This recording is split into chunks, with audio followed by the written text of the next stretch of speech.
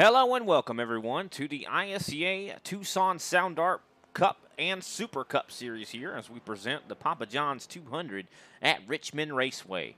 Definitely going to be an exciting race here tonight. We saw some excitement on Thursday. Expect that we should see definitely some excitement here tonight for sure, as we got a couple of different faces that tackle this Saturday series. As always, Big Al down in the booth. How are you doing this evening, my friend? Hey, what's going on there, Brian? Just excited to get settled back in here to good old Richmond, man. Got a little Saturday evening short track action going on. Think it might provide a little bit of excitement for some folks. What are you thinking? I definitely think it'll be some excitement here as we tackle this 3/4 of a mile short track. Definitely pretty quick short track, though, for sure. I had a little bit of some track facts I'd like to take a look at just a moment.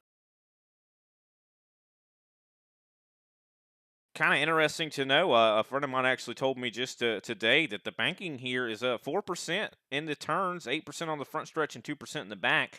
So that's kind of a little bit of an interesting, fact there about this racetrack. Of course, not as banking. We kind of talked about how it was very flat on Thursday. I mean, it is still pretty flat compared to some other tracks, but 14% in the turns actually is a lot more substantial than I kind of thought it was going to be, and that 8% on the front stretch definitely could cause some issues for some guys. And we talked about it on Thursday about coming out of turn 4 being kind of a tricky section where you can get really loose coming out of turn 2. That's where you're going to have the most potential to hit the wall. And as we've already seen, I do believe on Thursday, that wall does not treat you kindly. That's for sure, Big Al. No, it definitely does not. And so a lot of drivers actually having to deal with the consequences of tangling with said wall. But hopefully tonight, smaller field, maybe everybody will actually stay clean. We'll get some green flag racing in here. Tell us about the how many laps we're looking at here tonight.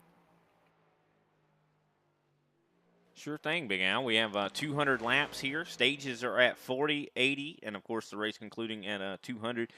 4 sets of tires down in the pits, 5 altogether. Fuel window has been updated from Thursday. We are going to be looking at around 90 to 92 laps, somewhere in there. So definitely glad we got that updated information here. So definitely going to be somewhat of a long race, but still, I mean, it should go by fairly quickly, like you mentioned. Not as many drivers here tonight on Saturday, so hopefully it'll be clean and green. I know that there's a lot of guys out here that have a very similar pace, so I don't think it's going to be all cut and dry. I think that we're going to probably see racing all night long, as long as we don't see anybody get bent up and hit the wall or anything like that. So just something you got to be really careful of. I mean, there's no fast pairs in this series, so if you bend your car, you're pretty much done. Well said. Looking at the points here coming into tonight's race for the Cup Series, of course, we only have, I do believe, just a handful of races here left in the Cup Series season. Kenny Powell right now at the top of the board with 2 wins. Jose Acosta in second place. Chris Severa third with 4 wins. Brian Johnson, he's got a win. He's in fourth place. Paul Olson, fifth place. Sixth place, Robert Pattengale. Seventh place, Ryan Strunk. Eighth place, Gary Adamson. Ninth place, Darren Mullins. Taking another look here at the Super Cup Series standings here. Chris Severa, he got his 9th win last week. Can he make this his 10th? I don't know. He's got some really substantial, I'd say, competition out there. Travis Manning is out there on going to be on the racetrack here tonight. So definitely Chris Severa probably going to be put on notice here a little bit, but knowing him, he's going to rise to the occasion. Kenny Powell sitting in second place with 3 wins. Jose Acosta third place with 2 wins. Eric Kling fourth with 2. I don't believe Eric is in the field here tonight, unfortunately. Josh Schaffner, I know he is in the field. He's got 2 wins in fifth. Brian Johnson, he's got 1 win in sixth. Ryan Strunk in practice was showing an incredible amount of speed. He's sitting in seventh place in the points. Greg Wachinski, he's eighth. Robert Pattengale, ninth. Paul Olson sitting in 10th right now. So definitely a lot of points going to be up for grabs here. And also because the field is a little bit lighter here, that's going to make those stage points even more available. But you still got to go out there and get them though, and be available to get them. Yeah, absolutely. They're not going to give them away, no matter how much people want us to do that. Drivers still have to show up. They have to make good decisions and make those good decisions that will allow them to be available at the end of the race. So therefore they can actually possibly even get on the podium or even maybe win this thing. Now, what we saw Thursday night was a lot of guys, went out there early on. We had a couple kind of quasi big accidents, and hopefully these guys will actually avoid that tonight, though, and maybe stick around here so they can actually get a shot at it. I'd much rather see 10 cars dashing for the cash at the end of this thing. 100%. Well, let's go ahead and take a step away and pay some attention here to our nation's national anthem. We'll be right back, ladies and gentlemen. Oh, say, can you see by the dawn's early light what so proudly we hailed at the twilight's last gleaming, whose broad stripes and bright stars through the perilous fight o'er the ramparts we watched were so gallantly streaming, and the rockets' red glare, the bombs bursting in air, gave proof through the night that our flag was still there. Oh, say does that star-spangled banner yet wave o'er the land of the free and the home of the brave. Race fans, it is time for those most famous words in motorsports. Drivers, start your engines!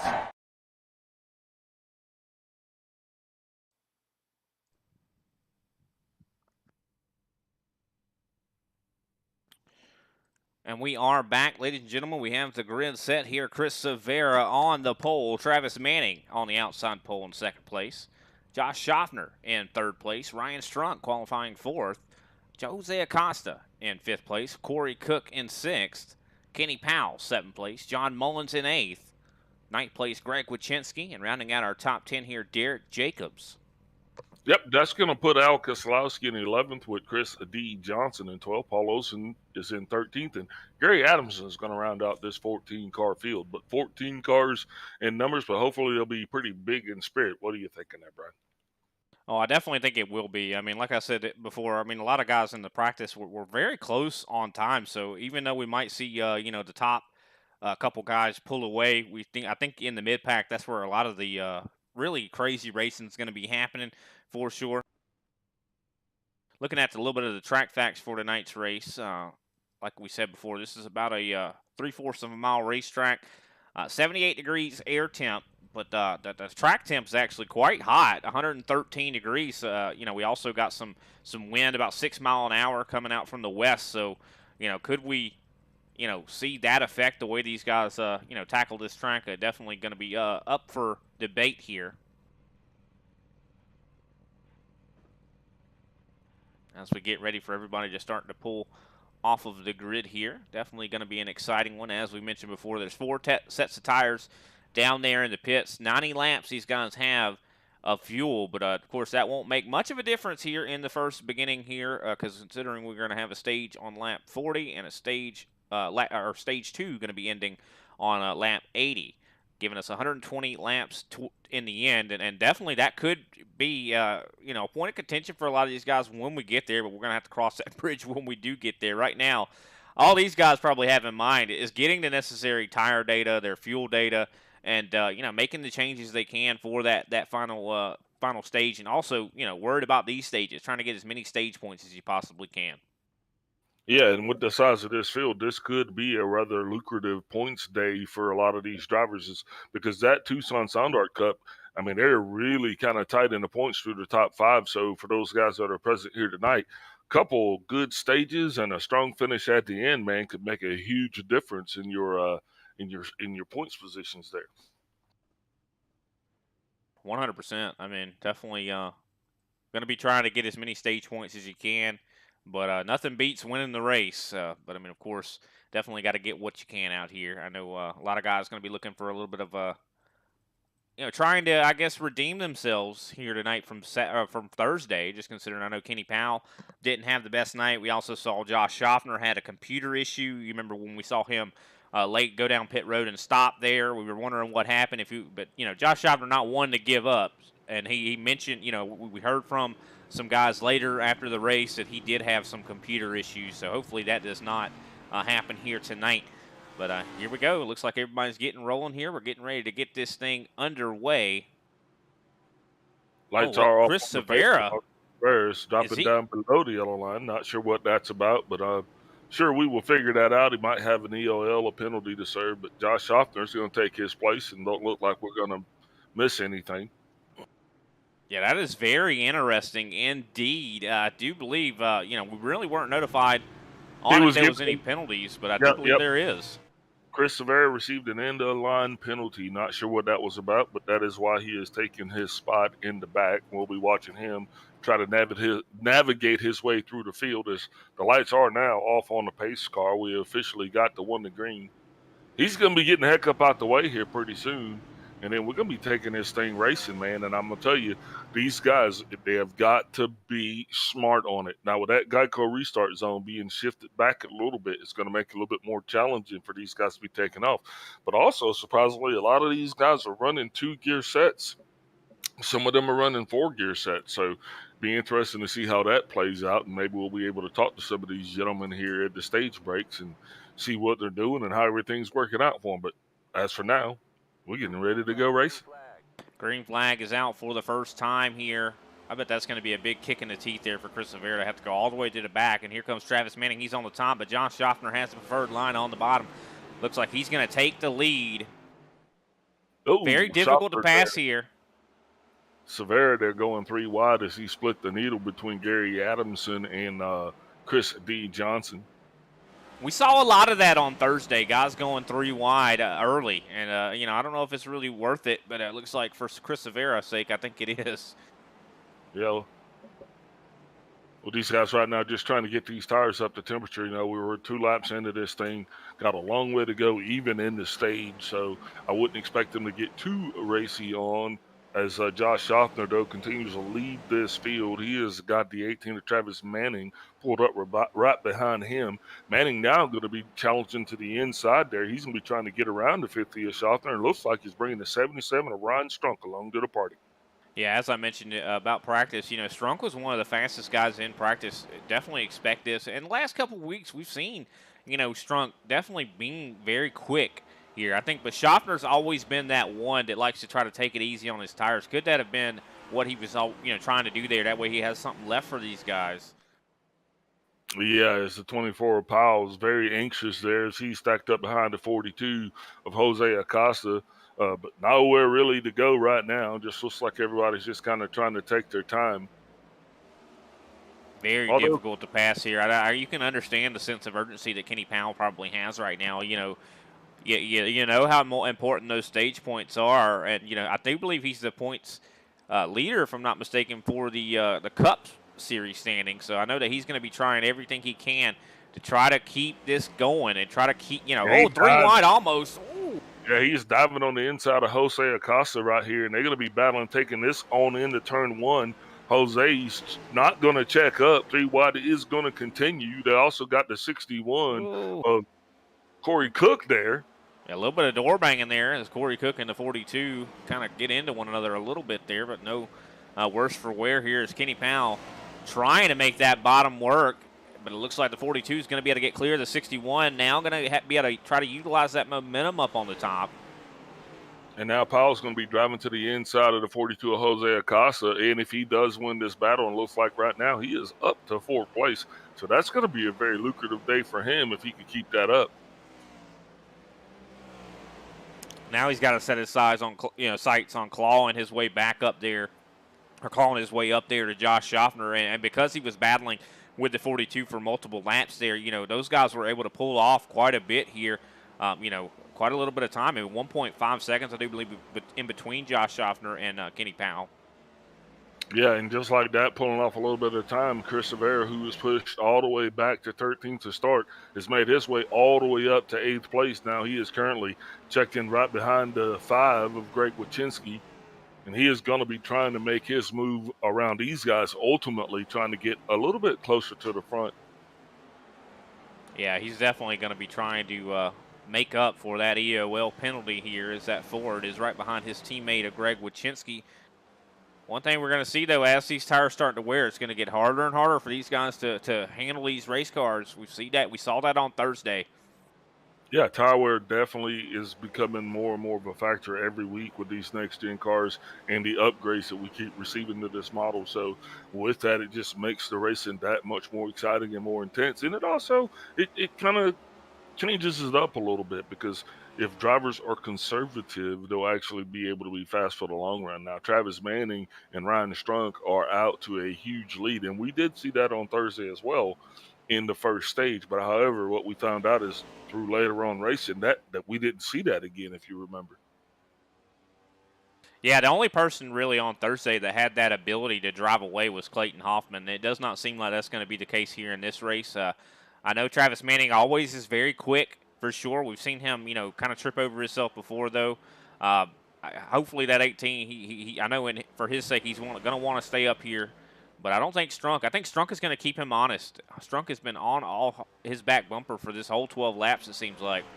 Yeah, and Strunk also has the fastest lap time on the race course at this point, and he is sporting a 22.244 compared to Travis Manning's best lap of a 22.319. Yeah, you got to wonder, is Strunk burning his equipment up here as he tries to even look underneath a little bit? If I was Strunk, I think my best course of action here would just stay behind the 18. Just chill, relax. But I don't know if that's what he's going to have in mind here. It looks like Manning's starting to struggle here. He gets really loose off of 2 there. And I kind of disagree with that strategy. I want to, the 61 of Corey Cook really loose there coming off of turn 2. But the only point of contention that I have with that, I want to go out there and run as hard as I can. Sorry about that. Cook got loose off of 4. But I want to run as hard and fast as I can in this first segment so I can kind of see how those tires are going to hold up with this track temp. Track temp still holding firm at 113 degrees, so that's what I would like to see. No, I understand that. I get from the data aspect of it, I definitely understand that would be a goal. But, the thing is, if he drives it too hard and makes a mistake, hits the wall, he's out of the race. Data ain't going to help him then. Oh, yeah, I understand. You still want them to be within reason and exercise caution, but, it's easy to make adjustments if we know what adjustments that we need to make. If the car tightens up, if it's loose, Speaking of which, 77 actually in the lead now. The 18 must be really struggling a lot more than we even thought. Well, it's as we're coming almost halfway through this stage. I remember lap 20 is about where we saw those tires actually start to kind of show what they're really going to be giving you. And I think the 18 might have ran out there and ran real hard, real fast, and now he's just seeing the results of that. But now the 77 is going to get a chance to go out there and grab some of that clean air. But look at how much the lap times have fallen off. Oh, yeah, they definitely have fallen off quite hard here. Last lap, 23 flat here from Ryan Strunk. His fastest lap was a 22.2, so he's already fallen off 8 tenths right now, and most of the field is really paralleling exactly that. I think some guys are even falling off more than that, but most of the guys out there are running around in 23.2, somewhere in that area. Now, we're hoping that this thing can stay green, but I'm telling you what, the 43 of Paul Olsen, he's going to be in jeopardy of going a lap down here, because the leaders are definitely going to be closing in on him. And I don't think we got enough laps left in this stage, as we are just now halfway through, to save him. So that's another thing to keep in mind as well. Yeah, unfortunately, that 43 was struggling very much in practice. Definitely, getting into the wall, or maybe just this track not, really agreeing with him. And I can echo those sentiments. I even try to turn some laps here in this next-gen car. And it's not an easy place at all. You got to be really careful when you're getting back onto the gas. Of course you want to try to get back to the gas as soon as you possibly can. But I was even, we were hanging out a little bit with Derek Jacobs before the race, and we were watching him through his cockpit camera a little bit, try to maybe even give him a couple hints like, hey, try to get back to the gas sooner. But then when he tried to do that, he got loose. So I mean, it's really easy to do. So it's walking a fine line, wouldn't you say, Big Al? Oh yeah, absolutely. And it's gonna, it's so much about throttle control. That's the key thing to this race.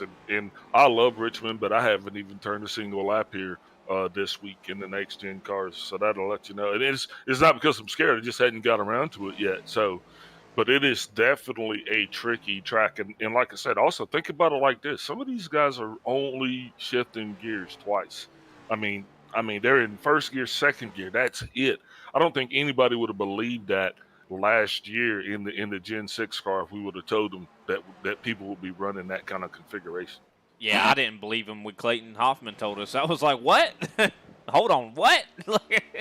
I definitely was quite shocked to hear that because you're right. I mean, no one would believe you if someone told you that. I definitely echo those same sentiments here. I'm curious what Ryan Strunk's running. It looks like he is definitely the man to beat right now. Last lap, 22.388.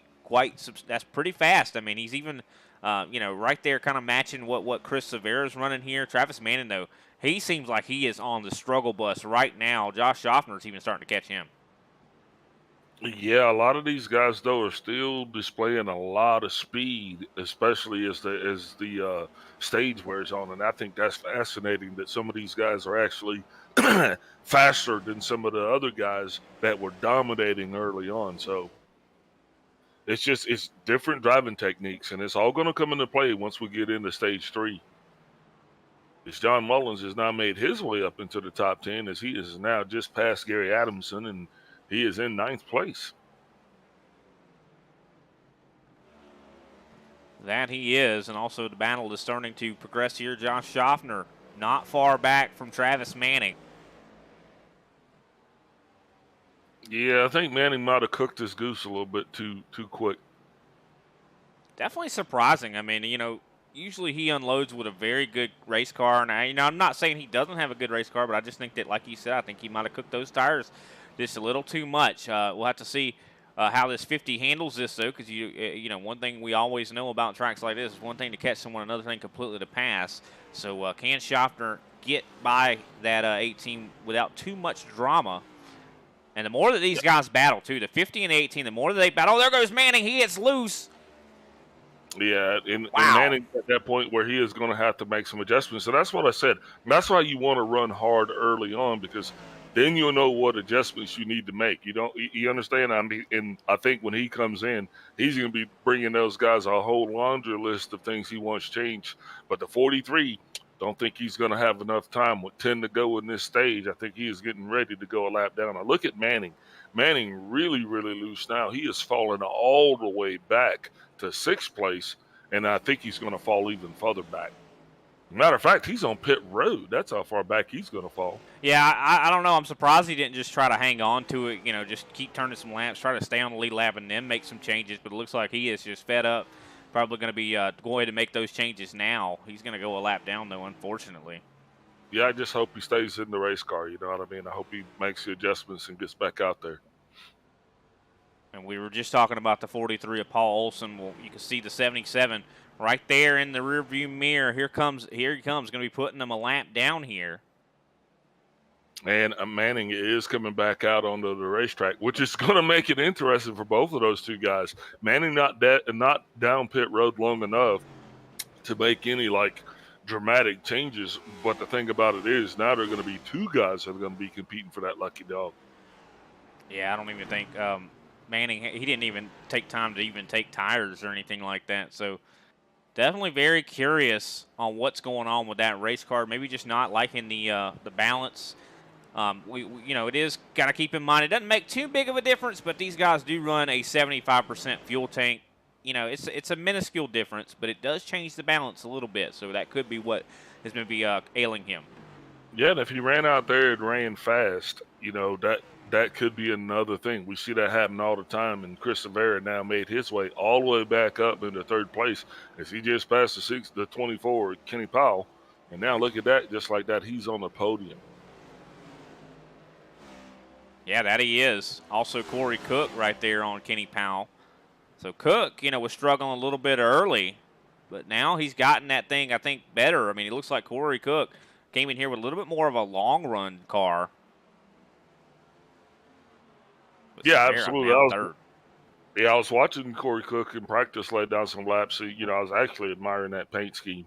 But yeah, he's actually had pretty good pace and decent consistency. And I think these guys are getting their teeth kicked in here in this first stage. But it's for the best because now you got that 40 lap run, and it's caution free. So far we didn't have that. We were not caution free through either one, first or second stage there on Thursday night. So I New think leader, Josh Schaffner, just passed the 77 of Ryan Strunk. I think Ryan Strunk has definitely started struggling himself here. Now, isn't it going to be amazing if, Chris Severa still does have the pace, and Strunk is probably going to get, he's not going to be in any traffic, but wouldn't it be awesome if Severa was actually able to even pull all the way up to second place after starting last? Yeah, it definitely would be quite an accomplishment, and but that's just him. I mean, he's always been able to do things that we're always flabbergasted by and amazed. Yeah. He's just glad I'm not down there. That's the truth. I'm sure we're all glad you're not down there, Big Al. Like I don't said, know. This might have been the race to see old Big Al tackle some racing. We get a in-car commentating here. Well, I told you, he'll pass me 5 times, but on that 5th one, I'm going to wreck him.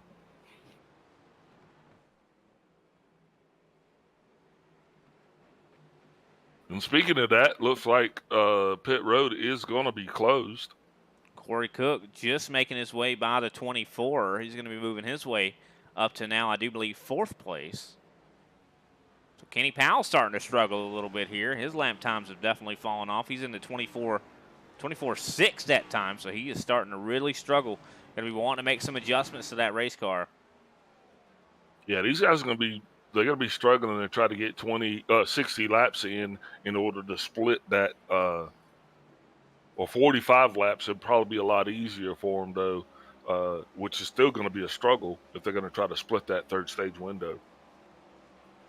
No, I mean, I think they're going to go even further than that. I mean, of course, consider Big Al. I mean, that last stage is 120 laps. I mean, they're going to have to go 60 and 60 or try to run the tank out. I mean, of course, the fuel window, 90 laps. So, I mean, if you try to go, maybe 80 and then run, 40, that could be an option. I mean, could see any kind of strategies here, but I don't know if the tires are going to hold up for that whole if you tried to go that whole fuel run.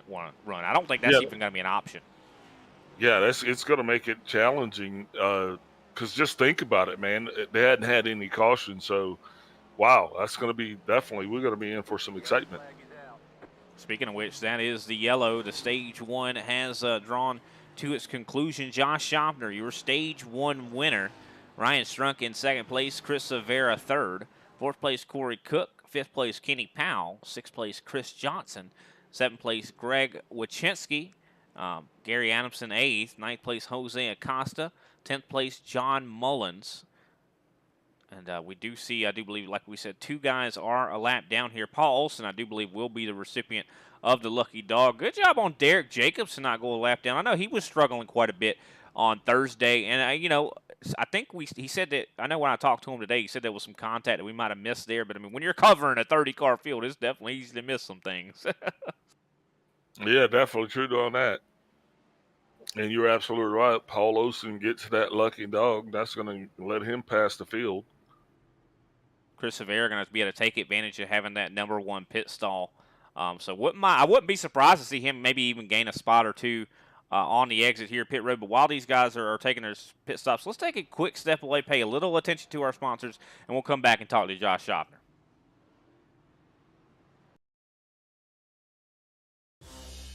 Woo! Papa John's just took their fresh, never frozen dough and hand stretched it into thin, oversized New York-style slices. I mean, look at that crust!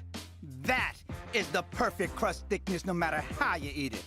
So you can fold it, or not. But I ain't gonna lie though, I fold it.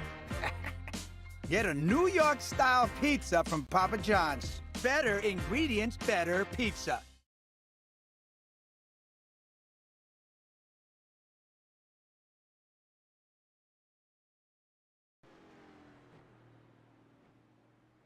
And we are back, ladies and gentlemen.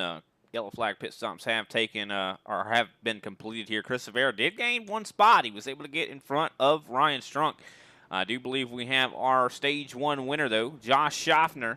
Great job to you, man. It seemed like, early I was like, wow, he doesn't seem like he's got a whole lot of pace. We saw you, kind of almost leading the field because of you led the field to green because Chris Severa got that EOL. But it looked like you actually might have been saving tire there, and it seemed like it really paid off. Can you tell us a little about that? Yeah, thanks for having me up, guys. Manning and Strunk really jumped out there, and I tried to just set my normal pace. And tell you the truth, by lap 15-20, I was a little nervous how far they were out there, but I'm glad I just trusted my, the laps we got this week and maintained my pace, and was able to reel them both back in and pick up a stage win. Yeah, it definitely seemed like, you've always been one that loves to save, your equipment. Do you think that's going to be really a huge strength to that final run? Yeah, it's going to be important. I think Chris and maybe Corey Cook also got some pretty good long run pace. I think this one will probably be a little bit tighter here than the first one, and it'll be interesting to see how it all shakes out. Yeah, that it will, and definitely glad to see that 50 machine up in here, get some great, some nice stage points. I know you missed a couple races, and we hated it. Also felt bad for you on Thursday. We heard you had some computer issues. Do you feel like you're going to try to redeem yourself here tonight? Yeah, I think I got the demons cleaned up there. Still have a little bit of trouble today, but I think we got it cleaned up, and hopefully we can end up a good run here. Hated that on Thursday. We were running good, but hopefully we can redeem ourselves and find our way to the podium by the end of the night. Well, we definitely wish you the best of luck. We see the pace car lights are out. Who can we shout out before we let you get back to it? Yeah, I got to thank everyone at Pioneer, Smith Farms, and everybody, you guys up at the booth, Tucson Sound Art, everyone at ISCA, and everyone that helps the league. Appreciate it, everybody. All right, well, we thank you also. That is Josh Schaffner, your Stage 1 winner. As we get ready to go back green here, pace car down pit road as we enter the Geico restart zone. Green flag back out in the air. Josh Schaffner wasting no time side by side for second place. You see the 77 wasting no time to try to take that spot away from Severa. Even trying to take the lead, he gets really close to the back bumper of the 50. That was a scary situation, almost looking like we're going to go 3 wide. It's still a scary situation. 62 now is on the outside of the 77. Josh Schaffner now, though, in the lead, and like you said earlier, they're on the break. He just has to run his own pace. Chris Severa, though, probably wanting to run his own pace, and I think that's going to be one that requires, or it's going to have him out in front. Yeah, I think Schaffner just needs to not let these guys push him to go too hard. I think that's his whole strategy, and I think it's going to work out for him. So, just let them go. If they want to try their hand here, go ahead. As Severa running really good up on the top. Here comes Strunk on the middle, or on the inside, 3 wide. Looks like Schaffner's like, I'm not having any of that. Go right ahead. Yeah, a little bit too early there by Josh Schaffner's watch to be going 3 wide, and I totally understand that. And if I was Severa, I probably wouldn't fight Ryan Strunk too much either. Let him go ahead and get out front. Let him see if he learned anything from the previous stage. And if not, you'll pass him again. 100%. Josh Schaffner is now under fire here from Corey Cook. Cook goes really hard into the corner. That was not good for him at all. He lost a ton of momentum. Yeah, Cook definitely driving hard, trying to get up to the front, and sometimes that's exactly what you're going to have because track position is everything here. Yeah, he just sent it in way too hard, went way up the racetrack. Glad he didn't hit the wall, but he had to check up out of it, and it really hurt his exit, and he lost a lot of positions. You see Chris Johnson was able to get in front of him. Some other guys also. I do believe Jose Acosta. I haven't talked a lot about Acosta tonight. Usually he's one of the major players here in this Saturday series. This is the thing. Travis Manning is got to have to figure out something to do different because what's ultimately going to happen to him is if you're watching the 43, he's going to keep slipping back. And now the 77 is going to be running him down again. You see where I'm going with this? Yeah, the 18 definitely has got to figure something out here. He's a lap down, so if no one else goes a lap down here, he will be our lucky dog by the end of this stage. But I think hopefully he made some adjustments, learned his lesson, maybe not to drive that car so hard. Well, I'm saying that the 43 is more than likely going to go a lap down in this stage, and that is going to take the lucky dog away from the 18. So still going to be in the same situation, barring some other caution, and I don't think we're going to have any cautions in this race. I mean, I just think that they're spaced out enough that this thing's going to go green for a long time. Yeah, I definitely think you could be correct on that. Definitely Kenny Powell, right there on the back of the 50, trying to make something happen here. Sitting right now in 4th place, trying to get around Schaffner. But we saw also Powell was one of those ones that on the longer run started struggling. So I don't know. Yeah. I mean, he might Yeah, need to I pace think himself on that 50.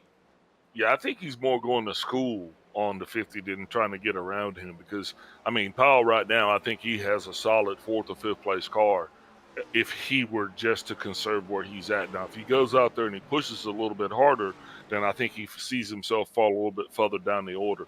Now, look at how much of a lead the 77, Brian Strunk, has pulled out yet again onto the field. Yeah, he definitely has a really good short run car, but I mean, he's pushing it really hard. You know, even Chris Severa, you know, realizing that, hey, this guy, I can't tussle with him right now. Let him go. We saw earlier that he came back to us. Let's just keep that in mind. And here comes the 48 on the inside of the 42. A little bit of a blink there from the 48.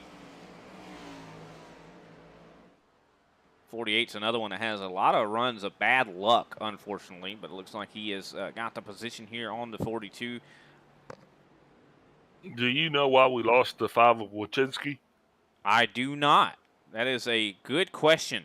I have no clue. I know there wasn't really an accident that happened. Could it have been a technical difficulty or something like that? Because I know that nothing happened from what I could see. I really didn't see anything happen.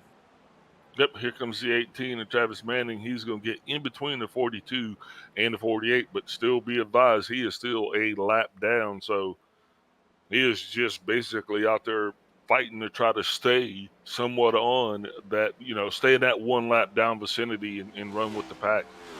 So, yeah, and I think what he's hoping, too, if Paul Olson does somehow go a lap down here, I think that what Manning wants, he wants to at least get by Olson. That way he'll take that lucky dog spot away from him. But I don't know. I mean, this is a little bit of a shorter stage, even though not technically a shorter stage. We went green on like 46, I do believe. So, you know, you cut out about 5 or 6 laps out of it, you know, these guys just pacing around. You know, maybe that allows Paul Olson enough of a, you know, buffer to not go a lap down this time. Absolutely. Maybe Paul went and made some adjustments, you know, because if you look, he is definitely keeping the 27 of Derek Jacobs a lot closer than he was through 10 laps, through the first 10 laps of the last stage. So I think he did maybe go and make some adjustments. It's going to actually increase his longevity, and that would actually play into the favor of the 18 because that would put him right where he would need to be, the recipient of that lucky dog. Now going to be, I do believe, 18 laps here left in this stage. Ryan Strunk out to a considerable lead over I do believe over 2.5 seconds. But he's definitely still running. He's running quicker than almost everybody out there. I do believe Chris Johnson last time by was a little bit quicker than him. Also, the Josh Schaffner. So here's the question, you know, and Josh said this. I'm going to call him by his first name. When do you get worried? Because if you're the 62, you drove through the field. Now you just got nothing but this guy in front of you. So when are you going to start to get nervous and start to say, okay, that's enough. Let's start to reel this guy back in. Yeah, I don't know. I mean, I think the 62 probably not as much concerned about Strunk, especially in that final stage. You know, but I mean, maybe for this stage, yeah, he could be somewhat concerned about him. These guys are soon to have 15 laps to go, though. I think if I was a 62, I'd be more concerned with the 50. I mean, because Josh Schaffner, I mean, he's running some really good laps. I mean, I think that, you know, he's conserving enough that he could be a problem, a thorn in the side for that 62. Yeah, well, at that last lap, the only vehicle to sub 23 was Ryan Strunk. This lap, though, he is just at 23.091, but so he is still showing a lot of pace. He's still actually the fastest car on the racetrack. So I think it's time to start worrying. Yeah, no, you're probably right. I mean, maybe Strunk made some adjustments in that car because it does seem like he's has a little bit more staying power right now.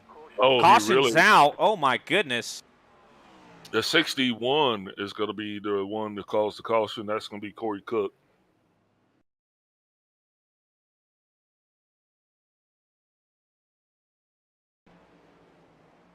Cook was another one that had some really good long run pace, but looks like he was battling here with Gary Adamson. Just lost it. Oh, then it got into the his front end, into the inside wall. And that brings out our first caution based on an accident. Now, this is going to really change a lot here, Big Al. This is going to change everything. Somebody came in, the gorilla came into the room, and he dumped all of the tables over. That's what just happened, if you're wondering. Yeah, for sure, because now that this gives these guys an interesting decision here. You know, do you come down? Do you take some tires? No, you don't pit. You stay on cycle for this stage right here, unless you're in the back. If you're in the back, you got nothing to lose. I mean, go ahead, pit for position, but you still understand you're going to have to run that much longer on older tires. It's still 10 laps. 10 laps is a long time on this track, especially once those tires wear out. Travis Manning getting that lucky dog. He was looking for that. That's going to put him back on the lead lap, so kudos to him for that. But what I think is getting ready to happen is these guys understand how far Strunk was. And the key word in that phrase is was, because now I think they're all right there with him. And with 10 laps to go in this stage, I think this is what we call a shootout. Yeah, it definitely is going to be a shootout here. But I mean, still, even so, Strunk was still, trending to be faster than these guys. I mean, we'll have to wait and see how this is going to work out. I mean, I know that, Chris Severa was probably saving some, probably not going to be doing that anymore. Clean air conservation. That's the reason. Those were the two things I think that accredited to his lead. And look at that. The 18 of Travis Manning is on pit road. Corey Cook, I do believe, is out of the car. So, but Travis big damage there for him. I don't believe he should have still been able to drive here. Manning rolling the dice here as he is going to come out. He'll have, I think he only took fuel. Not sure what that was about.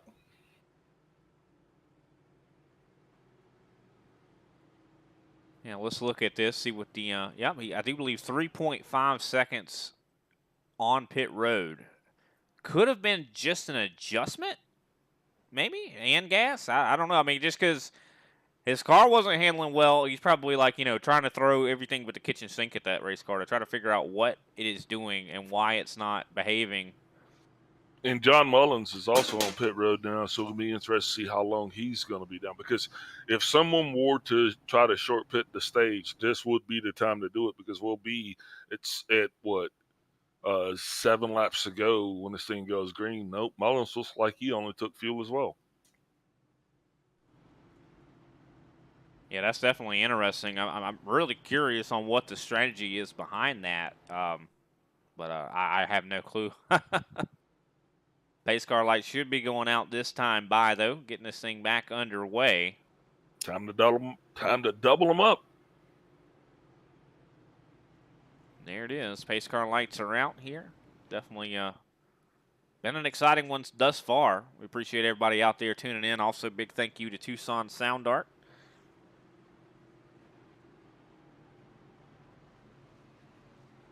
Now, Chris Severa is going to be on the outside. Ryan Strunk is going to lead them into that Geico restart zone. We're going to be watching Severa because he's going to be watching Strunk because he has to win this drag race here going into turn 1, I do believe, or at least try to keep Strunk close. Yeah, he definitely does. I mean, he can't let Strunk, get that jump. But, I mean, there's not going to be a whole lot that he can do. I mean, visibility when you're up there on that outside pole really does not help out very much. You see that there was really nothing he could do. Strunk up through the gears quickly there. This is going to be the story here, though. If turn 1 goes well for the 77, then, this could be all she wrote here. You see 62. I mean, he's definitely making up. Got the pace, and I also think he saved enough of his tires where that is going to be a factor. So definitely look for the 62 to make a move on the 77 sooner than later.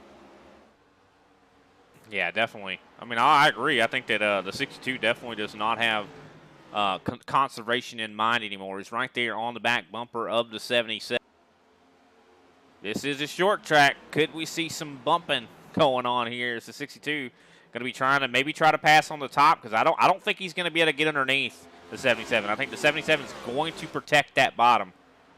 Yeah, and I think the 77 is going to do everything in his power to protect the lead, but I do believe the 62 of Chris Severa should have the legs. And also don't forget the 50 of Schaffner. Now, once they get their tires warmed up, these guys were very fast in the long run.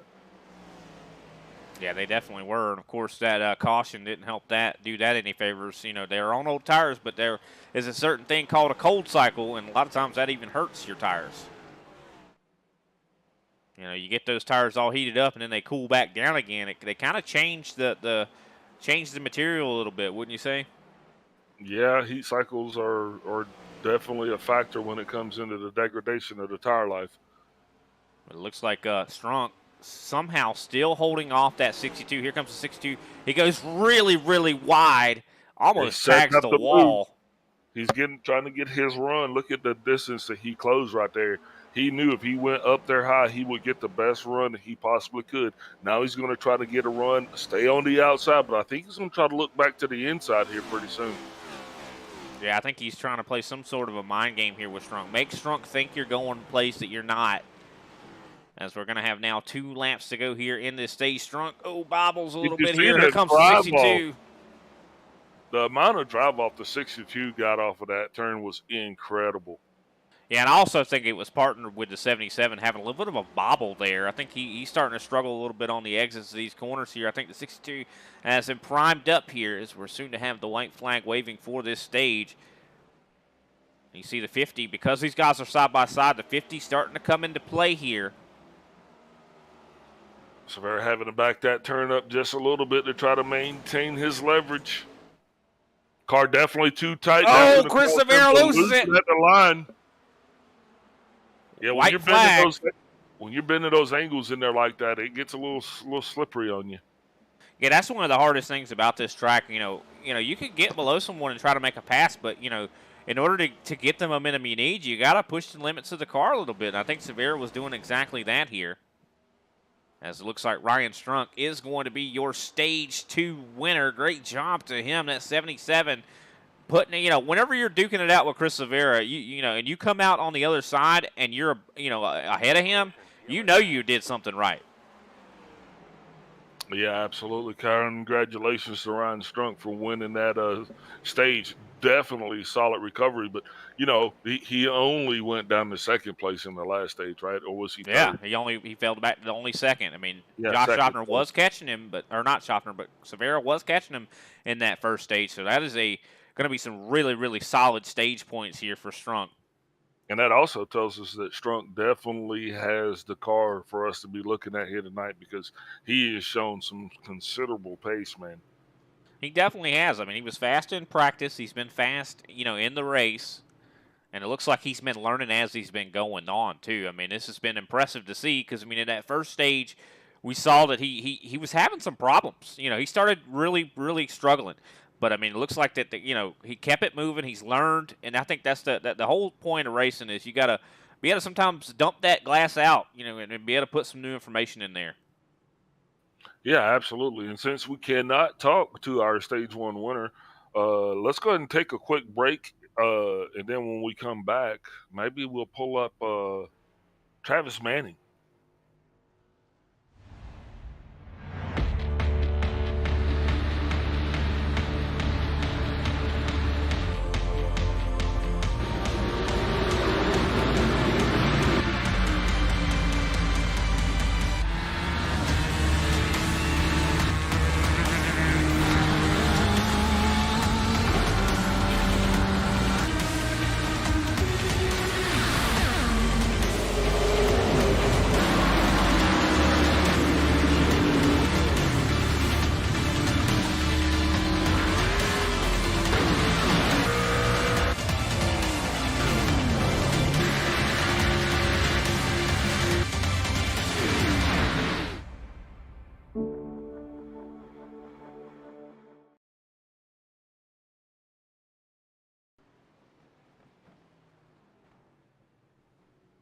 And we are back, ladies and gentlemen. I do believe Big Al is going to be trying to get in touch with Travis Manning here, see what's going on with that 18 machine.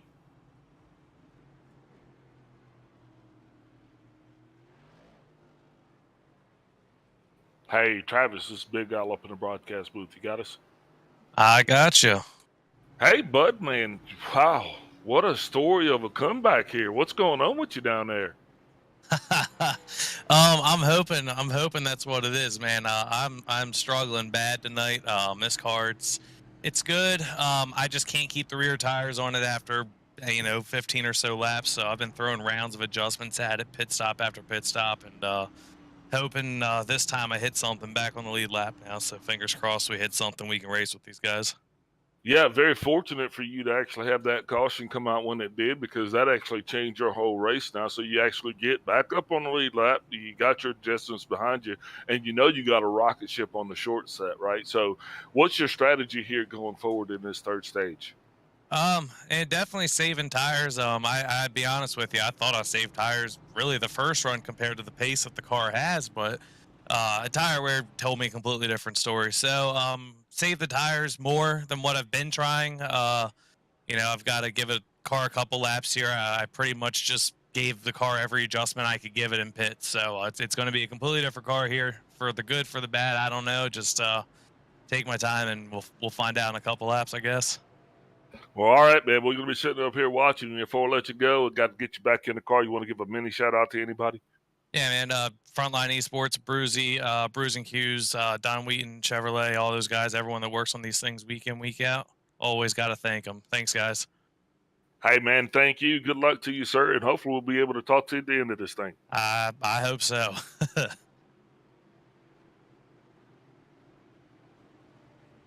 That was Travis Manning sitting fourth right now. Green flag back out in the air.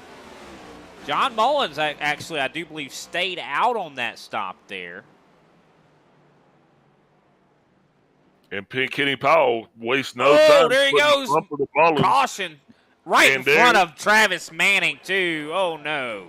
Jose Acosta and Travis Manning, there was nothing Manning could do. I mean, he did slow down enough that I think it might have mitigated some of the damage, but Kenny Powell, I mean, yeah, wasted no time right there, just blowing that bumper loud and clear. Yeah, Mullins is on old tires. I'm not really sure what he was thinking staying out, especially on the final stage. Yeah, man, that's just terrible for Manning there. Just talked to him. He was filled with hope. Hopefully that car's not too damaged. I mean, it looks like the front end's okay. Yeah, he was hard on the brake, so I think he did actually mitigate a lot of the damage. Could have been a lot worse, but yeah, I don't know what Mullins was thinking. I mean, it makes no sense to. But you know what? We don't get paid to actually try to. I guess predict what they're gonna do, but we definitely can. Say what the heck after it happens, right?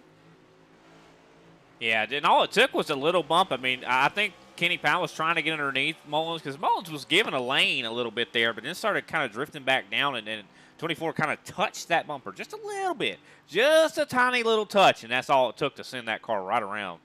Yeah, and actually he was the one that was the benefactor of the majority of the damage, so just unfortunate for him because usually when we see guys stay out on old tires like that, it tears up 2-3 cars. But in this situation, I think the vehicle receiving the majority of the damage was him, as Travis Manning did not even elect to come down pit road. So, yeah, hopefully that's a good sign for that 18 machine. Unfortunate. That's definitely sad. But, things happen. That is the nature of racing here. Our first caution here in the final stage. Definitely going to change a little bit of the strategy a little bit too, Big Al, just considering, I mean, these guys have 90 laps. They can make it on a tank of gas. Well, if we have a caution right before that, I mean, could we even see a run that even has 90 laps in it? I mean, I just do not think, with the tire life we've seen thus far in these cars, it just doesn't. I don't even think gas is what these guys are concerned with. No, it's not going to be gas. It's going to be tire wear. And the key to everything right now, when this green flag waves, is going to be conservation. And he who conserves best is going to, finish best. That's going to be the whole key to this. Not going to be the fastest car. You just got to be consistent. 100%. Well, Kenny Powell finds himself on the, in the lead right now. You got the 62 of Chris Severa sitting in second place. Jose Acosta, he's in third. Ryan Strunk, who was our previous leader and Stage 2 winner, he's sitting fourth right now. Travis Manning all the way back to 10th from that accident. Started, I do believe, closer to the front during that last little melee. Yeah, but you know what? I think Travis is just going to hang out in the back, dude. Try to avoid the calamity and just kind of, hopefully have a swan song maybe. You know what I mean? A terrific come from behind tail because he knows he's got a fast car, especially on that short run. If these guys get racy there towards the end and they give him a shot, man, who knows what could happen.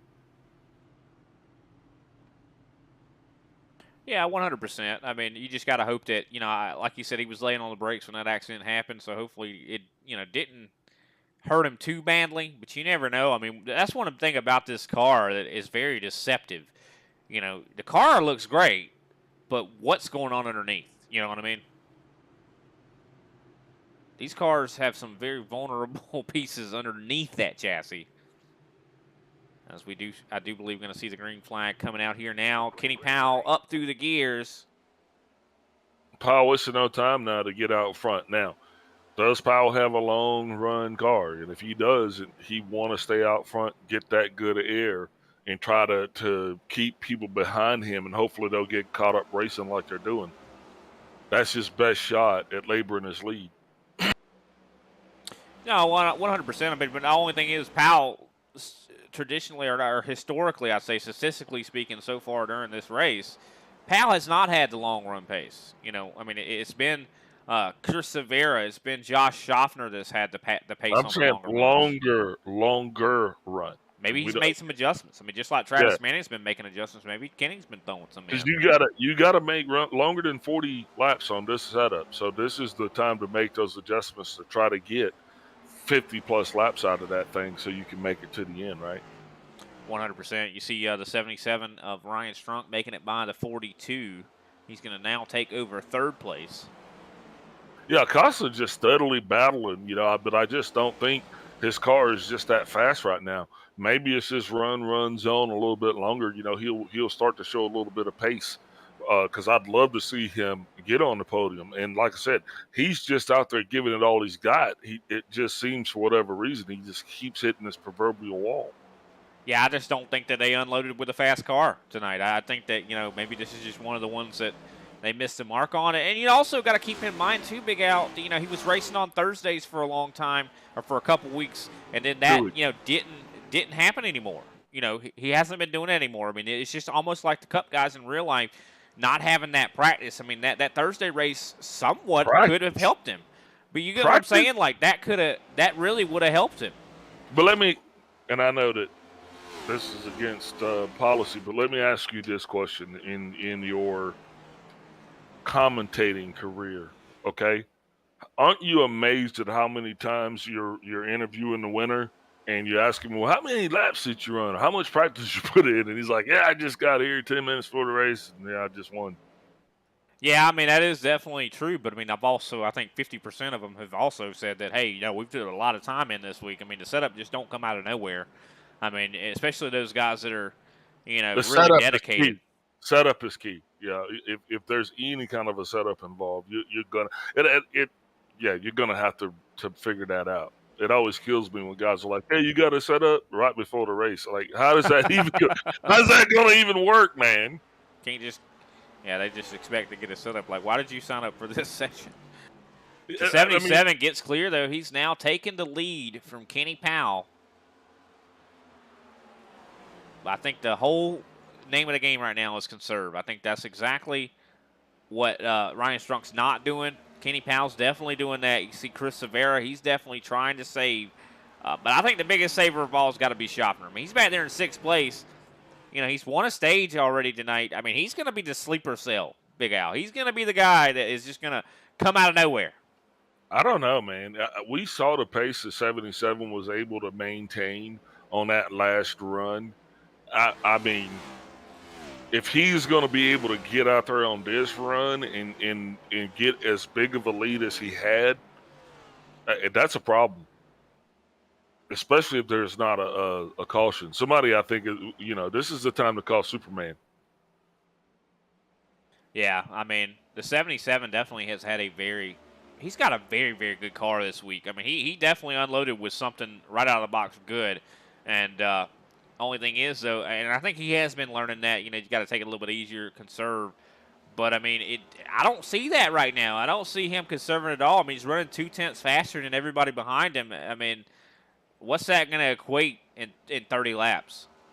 That's what I'm saying. He was running fast, too, at the end of stage 2. Caution came out, brought these guys together, and they really still couldn't catch him. No, I mean, you're right. I mean, Chris Severa was trying to battle with this guy, and then, something went wrong for him. So, no, you're 100% on the money. I'm just saying that this is going to be a longer run than those previous runs. Yeah, and the next thing I'm going to get at is if there's not a caution, every second, every 10th of a second that he pulls out into a lead, now put that on the pit road as well. Yeah, I mean, 100%. I mean, what you're saying. I mean, it don't matter how he performs out here on the racetrack. Well, I'm just saying he is really giving. I tried to line you up there. I teed you up, and you didn't even say it. Come on now. What? What was I supposed to say? You're supposed to say you race for show, you pit for dough. I was like, what you're saying? You race for show, you pit for dough. I literally teed you up. I threw you a perfect ball there. Yeah, I'm just saying he's building himself such a cushion that even he's going to be able to pit without a sweat. I mean, that's what's going on right now. And barring some unforeseen caution coming out, I mean, yeah, I think they're going to have a problem. I don't think this is one of those situations where you can let him continue to pull away like this. Yeah, I don't know what you can do, though. There's not really a whole lot you can do. But speaking of some guys further back in the pack, the Travis Manning, who we spoke with a little bit earlier, he's worked his way back up to now 5th place, is trying to get up to the back of the 42. Yeah, Manning said it himself, though. He had tremendous short distance speed, so he's already made all kinds of adjustments.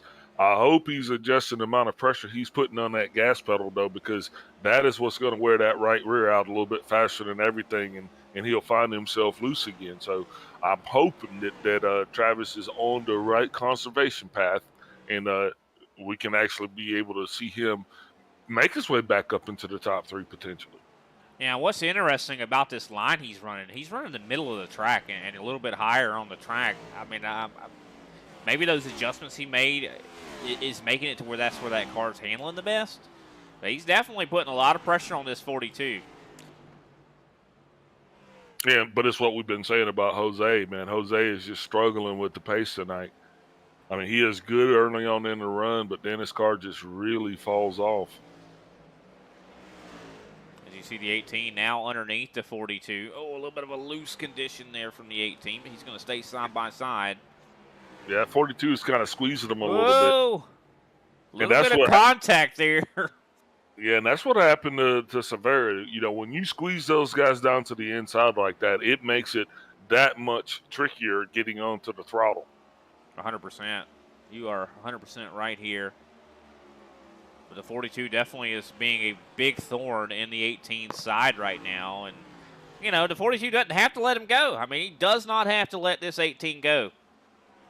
But it looks like the 18 finally able to get that position back. Now, I mean, I think the 50 is starting to say, I think I've saved enough a little bit here. He's starting to come back onto the 42. Going to probably be like, hey, I got to start making some time up here.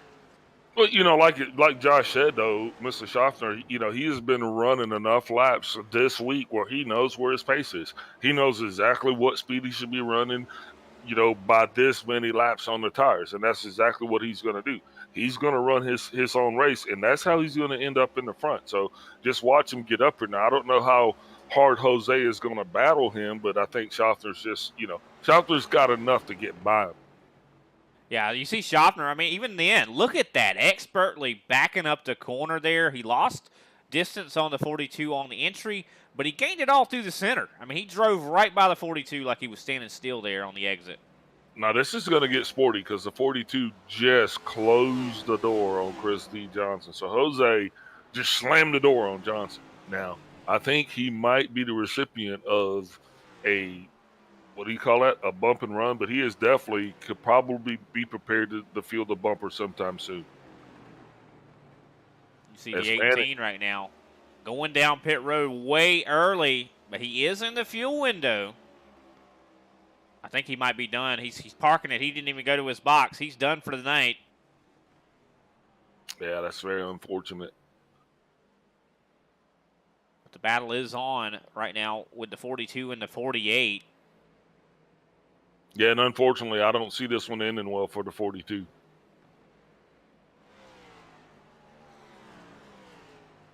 Johnson is going to be trying his best here. Also, in other news, Kenny Powell has really started to catch up here to Ryan Strunk. Strunk is now trending towards slower. He's a tenth slower than Kenny Powell and Chris Rivera right now.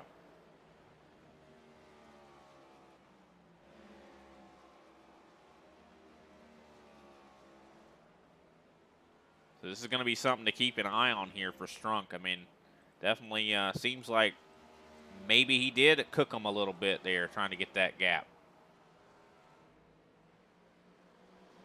Well, he's going to figure out what his pace is, and so maybe he's just through natural attrition, it's just slowly slowing down. As you can see on our screen here, 36 laps since these guys last pitted. Of course, we have now soon to be in just a couple laps, 80 laps going to be to go. So I expect these guys another 20, 25 laps, then they pit. I mean, that will be my guess. I think they're going to go as long as they can. I mean, that's what it's going to come down to. You're going to tell the guy to try to stay out, but guy's only going to be able to do what he can do. If the tires are gone, they're gone. Oh, you're 100% right. I mean, no. I mean, you can only go as far as you can. I mean, otherwise, you have to do what you can. I mean, if the tire life is gone and you can no longer control that race car, you got to go down pit road. I mean, otherwise you wreck the race car here. Look at that. Paul Olson down on the apron. He's going to be going a lap down here. Ooh, he smacks that apron. He's going to be going more than a lap down. That is not going to feel good on the front of that. Hold on, I got to see what he drives. Do you believe he drives a Chevy, if I'm not mistaken? Well, he's taking his Chevy down the pit road. Unfortunate there. That 43 definitely been struggling here this week. But, I mean, he still lasted long enough that he's still going to get himself a nice top 10. 9th place right now. I mean, Travis Manning, of course, outside of the race car. John Mullins out of the car. Corey Cook out of the car. Greg Wyszynski still confused on what happened there with that race car. But the battle is soon to be heating up here in the top 3. You see Ryan Strunk, Kenny Powell, and Chris Rivera are all getting really, really close to one another here. Some magnets starting to play a role.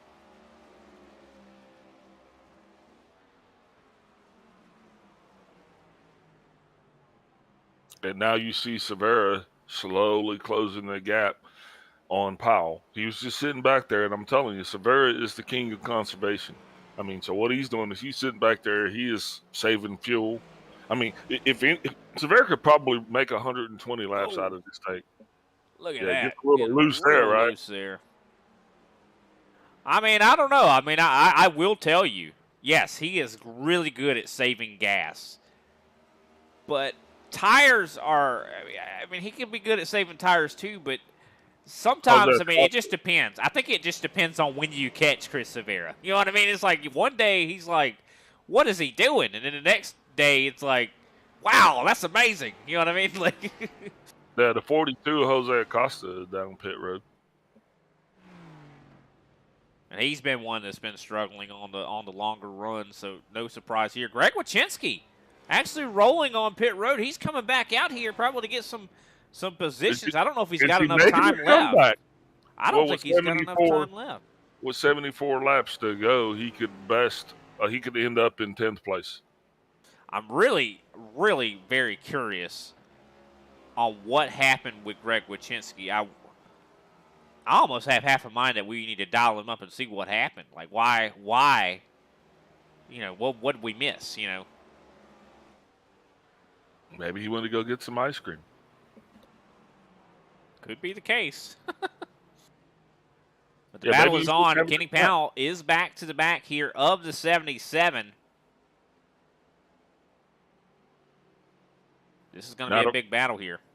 Now the 42 is going to be out there on fresh tires now, plus the 5. Those two are going to be together, and that is going to be a difference for them because they're going to affect that air that those leaders are going to have. So they're going to change it up a little bit on the 77 of Strunk. He's not going to be able to get that full benefit of being in clean air, and that might be just enough on Powell. Those guys should slowly be pulling away, but I think it's been just enough for Powell to actually catch up to him, and now it's going to be interesting to see what happens. Well, one thing we saw earlier, Severa was able to catch the 77, and I think we're going to see the same thing here from the 24. It's one thing to catch this guy, it's another thing to pass him. Powell's going to really have his work cut out for him. I don't care how much Strunk has burnt his equipment up here. It's not going to be an easy thing at all here. It is hard, really, really hard to pass here. And you see Powell, the closer he gets back to that 77, even though this is a short track, Big Al, these cars still have a lot of problems in the dirty air. So, Powell's going to be losing handling the closer he gets to that 77. Oh, Severa almost completely lost it just now. What's their stint here on their tires? They are 48 laps since their last pit, now 49. Yeah, and I think this is where Powell's setup is going to start to shine. I'm just saying. And if you look, and I hate to say this, but if you look at those G&G cars, now they're actually starting to encroach on that 77. I think their cars are definitely, this is the run they were looking for right here. Just an interesting fact, though, Strunk is starting to hit a stride again here. He was actually faster than those guys behind him. He was that last lap, not that last lap there, but still, I think that Strunk, he still has a big advantage having that clean air. This is going to be very hard for Kenny Powell to overcome. And we saw Powell earlier in this race. We saw it. He struggled on the longer run, and I hate to call it back out, but here comes Schaffner. Look at Schaffner coming out of nowhere. But with 40-plus laps on their tires, Powell is in second place. But look, I don't even think we should be talking about Strunk or Powell. I think we should be talking about that 50. The 50 saving tires just came out of nowhere, Big Al. He came out of nowhere, past Severa like he wasn't moving. And I think he's getting ready to do the same thing here to Kenny Powell in the 77. I think the 50, this is blowing my mind right now. He has got 48. The 48 and the 62 down pit road. This is definitely blowing my mind, though. I think this 50. 66 laps to go. That means they at least are going to have to pit one more time. Sorry, go ahead. No, I was just going to say, just looking at the pace, look at the 50, passing right by the 24. Like, he's not even moving here. Josh Schaffner, expert at saving tires. This could be we talk about it before about, guys wanting to have that immediate satisfaction, that short-term satisfaction. Oh, man, I'll be fast, Superman for a few laps. Schaffner avoided that pitfall completely. This is insanity here. He is getting ready to pass the 77. And I do agree, those guys going down pit road is definitely going to be something, though. But, they are going to be struggling. 54 laps these guys all have on their tires that we see on our screen right now. Those guys going that early, they're going to be struggling even harder later, Big Al. Yeah, I said that's definitely going to make those guys possibly have to pit one more time here, or either that or they're risking a late race caution or hoping one comes out.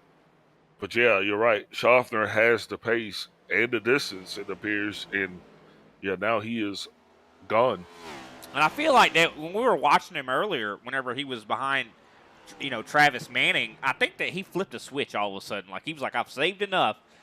Now it's time to go. And I think that, he literally drove he was like 5 seconds back there, Big Al. That's insane. Yeah, that's like you said, he has enough laps here on this track to know when to hit the button, And he was talking about in his interview, he said He's like, yeah, hopefully I'll end up on the podium to talk to you guys. I don't think he's going to be on the podium, but looking at if he doesn't mess up his pit stop here, he's going to win this race. Still a long way to go. We could see a caution, though. I mean, that is always something that could potentially happen. Yeah, but look at the pace that Schaffner has over Strunk and Powell right now. He's like a half a second quicker. This is definitely mind-blowing right here. And with the fuel run being 90 laps, I don't think it appears that Schaffner's worried about tires. He's coming down right now. I think he's going to be splitting this right in half. Oh, and the 77 loses it entering pit road. That is going to leave a mark. He is going to lose a ton of positions on that one. Oh, yeah, look at that. He tried to follow the 50 down and unfortunately lost it. There's not going to be a yellow for that. Nobody throws cautions for pit road incidents. Yeah, totally out of sorts there on the entrance pit road. That is so unfortunate. The 77 was having a stellar day. I think Powell is definitely going to try to split it down the middle, it looks like. Yeah, I think Powell's actually going a little bit longer than down the middle. We saw Josh Schaffner, went down pretty much, 58 laps into his stint, had about 58 laps to go here in the race. Powell going to be trying to go a little bit longer. And I respect this decision from Powell. I think that he's like, just like you've said, about, your crew chief kind of in your ear saying, hey, just go as long as you can, man. Because when you come out, you're going to have fresher tires than everybody. I mean, could that be the difference maker? Tremendous amount of advantage on the amount of tires that he's going to have, because think about it, the Severa and those guys, they pitted laps before. Also the 36 of Greg Wachinski now just coming down, Gary Adamson just coming down pit road as well. Yeah, Powell is definitely going to have a significant advantage because he's not going to have to drive as slow for as long as these other guys are. Yeah, that's for sure. And, that's going to be an important distinction. That is for sure, as green flag pit stops are still underway. It looks like Chris Severa, despite doing a green flag pit stop himself, able to stay on the lead lap. Now, that is impressive. Yeah, I think he just came back around Powell to get his lap back. Definitely can see the value of those new tires. He's running 22.7 that last time by versus Powell 24.4. I think Powell just went down pit road. Yep, leader pit road. So that is going to be the cycle here. I do believe Derek Jacobs, the last man here, yet to pit. And Jacobs, looking at his lap times, I'm actually very impressed with how he's doing on the long run here. Yeah, and he's yet to pit.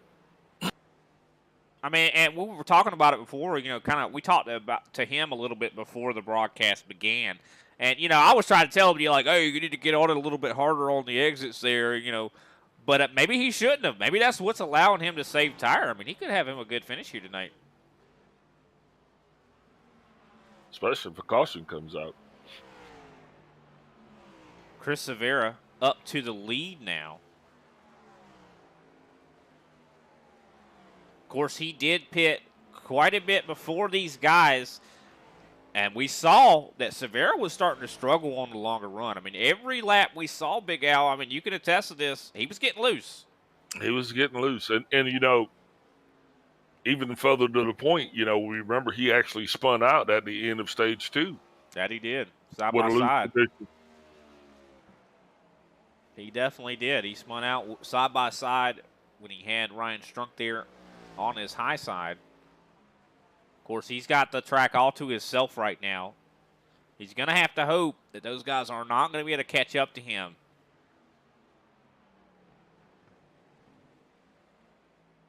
Chris Johnson's also, I do believe, on this similar pit strategy. Derek Jacobs, I do believe, just went down pit road, if I'm not mistaken. Or not, no, he was just passed by Chris Johnson. Yeah, Derek Jacobs is yet to pit still.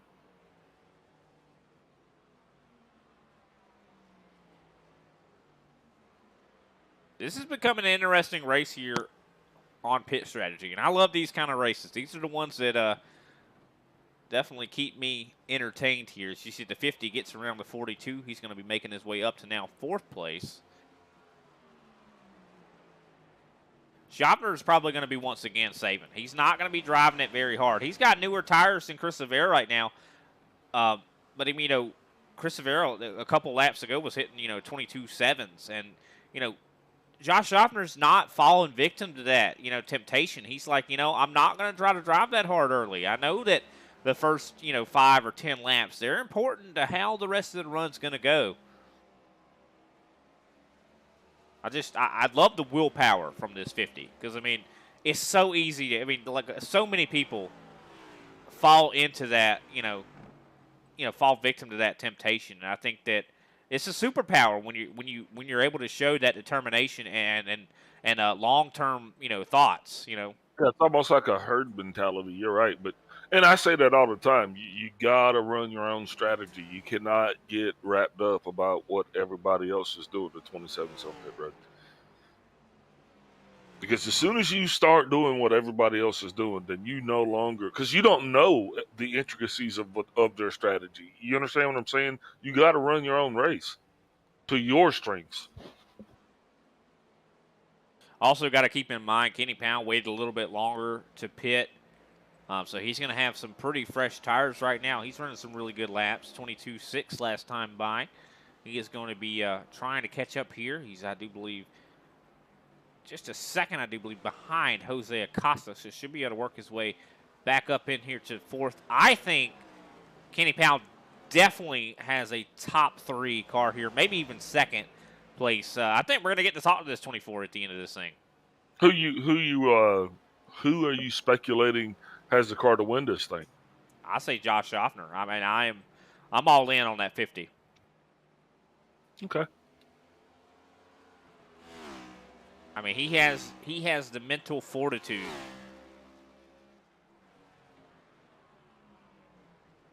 He's right now 6 seconds back from the 2 leaders. And a lot faster.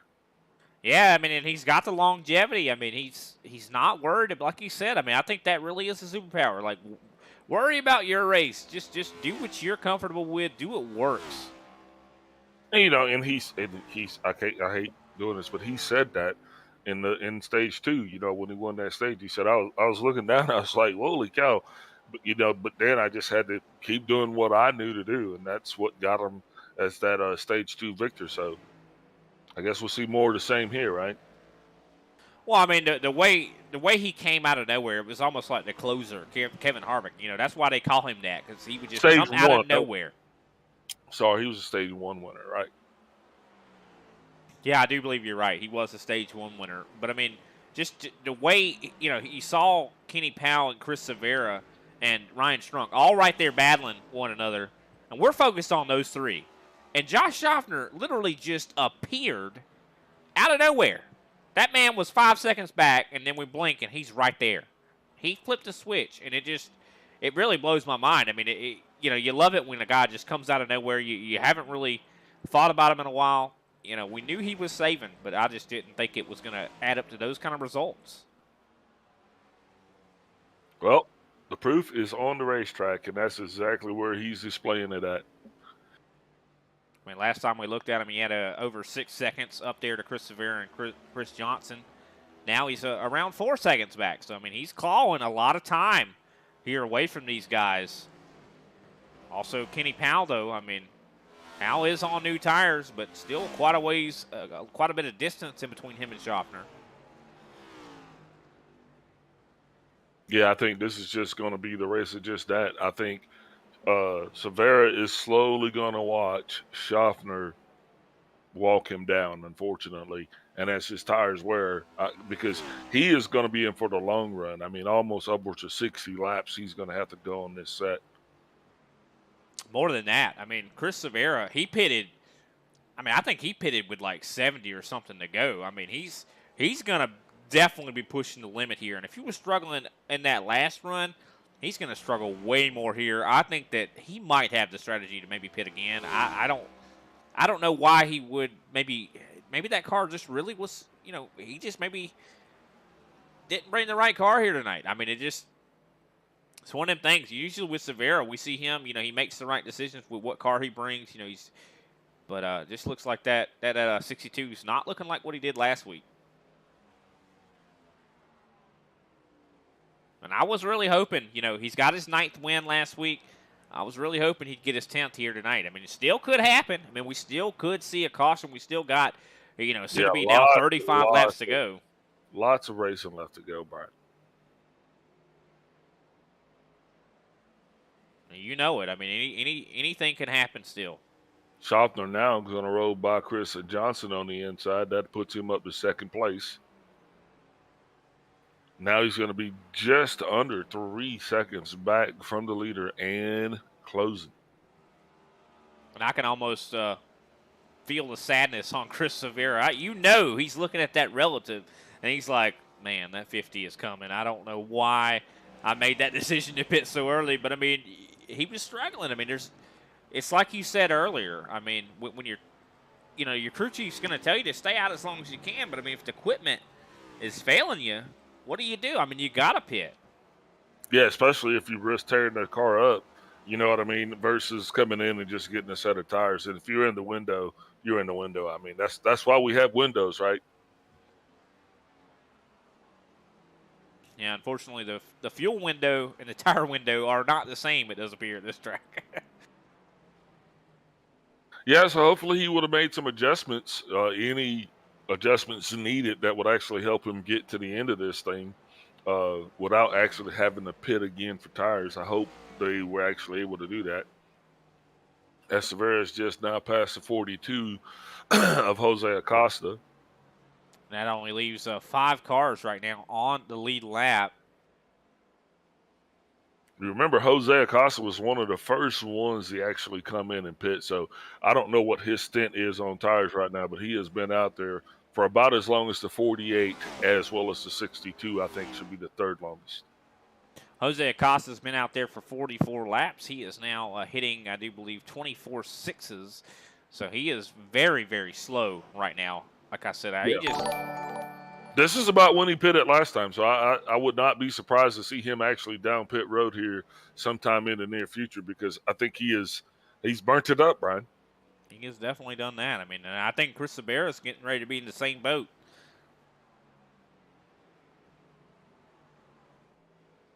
Yeah, because you see the 48 of Johnson slowly slipping back, and I think all those guys were right around the same time to pit. And you see Kenny Powell has made it by Chris Johnson. Now he's back up into 3rd here. And I don't think this is all Kenny Powell's going to do here. I think he's even going to get up there to Severa. I just don't think he's going to be able to tussle with Schaffner. But, I mean, crazier things have happened. I mean, looking at the, the behind here, Powell's not that far from Schaffner. And he has newer tires, 5-lap newer tires to be exact. But we also saw Powell was not conserving like Schaffner was. Yep, looks like Greg Wachinski is going to be back down pit road. Wachinski did gain some positions here. He was able to get by Corey Cook and John Mullins, so he's sitting on 11th right now. Sorry to hit him in the interruption. The 48 gets right into the 42, sent the 42 hard into the outside wall. Now, I don't know if that was retaliation that we were looking for a little bit earlier, but it definitely was not a love tap. Yeah, I'm not really sure why he would have done that, just considering, I mean, the 42 is not even on the same lap as the 48 is. I mean, not a whole lot in the game for the 48 to be hitting the 42, really. I mean, think about it. I mean, there's no one even for position around him. It was incidental contact. Yeah, definitely. Jose Acosta's been slow enough as it is tonight. Don't need to be beat up on him, Yeah, he definitely had a hard shot to the wall. And, I mean, Brian, he hit the wall multiple times. So I will not be surprised if we see Jose coming down pit road here, because he definitely suffered some damage on that shot. Unfortunate.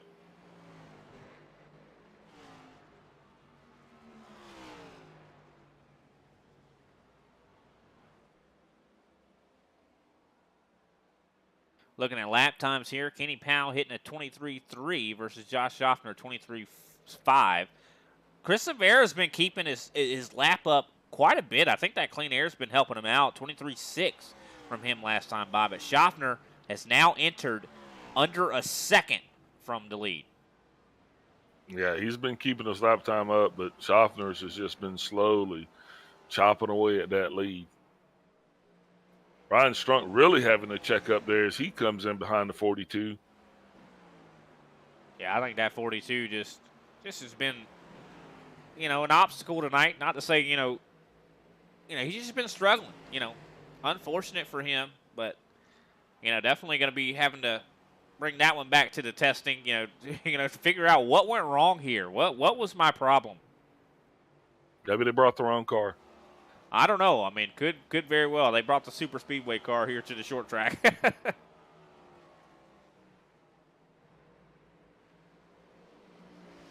Well, it's going to be really interesting, though, Big Al. Next week, Watkins Glen.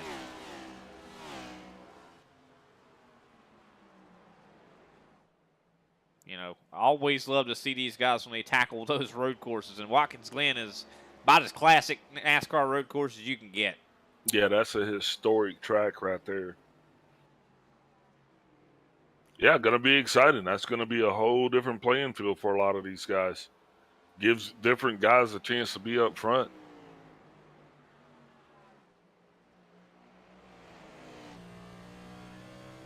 Take a look through the cockpit camera here of Josh Schaffner as he catches up to the back of Chris Rivera. I love how, these guys are full of talent, both the 62 and the 50. I love how close they get to these walls. Like, they are not, definitely not leaving anything to chance here. They're definitely getting really close to those walls to maximize those speed. Just shows the confidence level these guys have in their race cars. And if I could request, once we get done riding with Schaffner, I want to draw emphasis to the fact that Josh Schaffner is running a fourth gear setup. He stayed in fourth gear. Let's go and look and see what Severa's doing. Oh, look at that wiggle there for Chris Rivera. He's starting to struggle now. He's like, I see that 50. Ooh, let's take a look through that cockpit of the 62. Wouldn't be surprised to see a whole lot more wheel movement out of the 62 right now. And if you look right at that gear selection, he's running a second gear setup. Yeah, that he is. Look at that. Love that they give us that information. On the dash there. Because I know it used to be in the Gen 6. You really couldn't tell what gear they were in. But you could definitely see it right here. He is definitely running that second gear setup.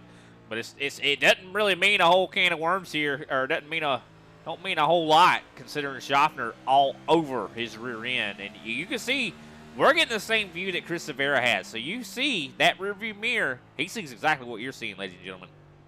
Yeah, and with 16 to go, you got to think that he is going to try to do everything he can to hold Schaffner at bay. But unfortunately, I think he's just sitting on a ticking time bomb. Now, Schaffner's probably going to play nice with him, for a little while. But then here he comes making his move down to the inside.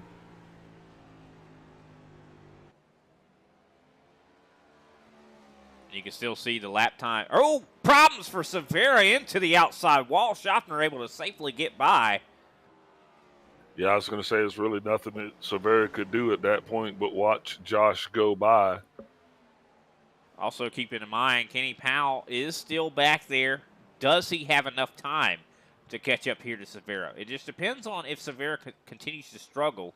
I think he does, because if you remember when Severa got to this point early on, I mean, he just, the wheels fell off of it. He completely, he had to go back down pit road. I don't know what his stint is right now, but he's got quite a bit of tires on there, quite a bit of laps on there, and he's going to be struggling just to make it to the end of this thing, I do believe. 53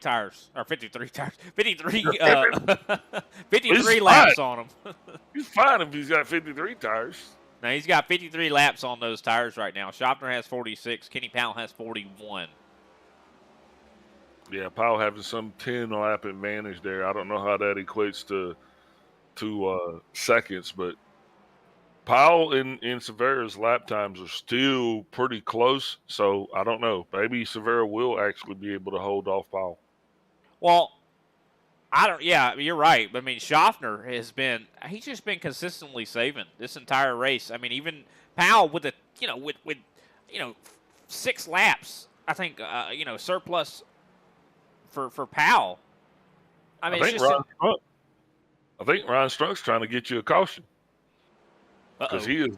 he's battling heavy with the 48 right now, and he doesn't look like those two are not playing nice together. And this is for position, ladies and gentlemen. This is for the 4th place position. Looks like the 77 does make it by without too much drama.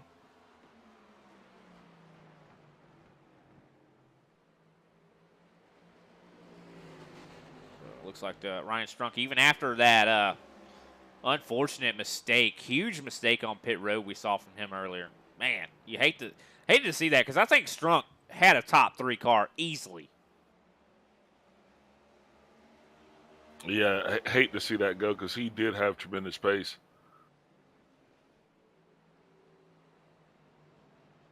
And, Strunk, I think every time we've seen him in the last few weeks, he's been getting better and better. And you love to see that. I mean, that's why I do this broadcasting thing. I think you probably do it the same.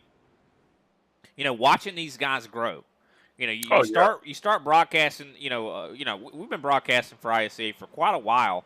And you see these names, and you're like, wow, that guy's just definitely not doing that good tonight. But then all of a sudden, you start to see him getting better and better and better. And now we're where we are at. You'd love to see it. Yeah, it is. It's a joy to watch. I feel like they're my children.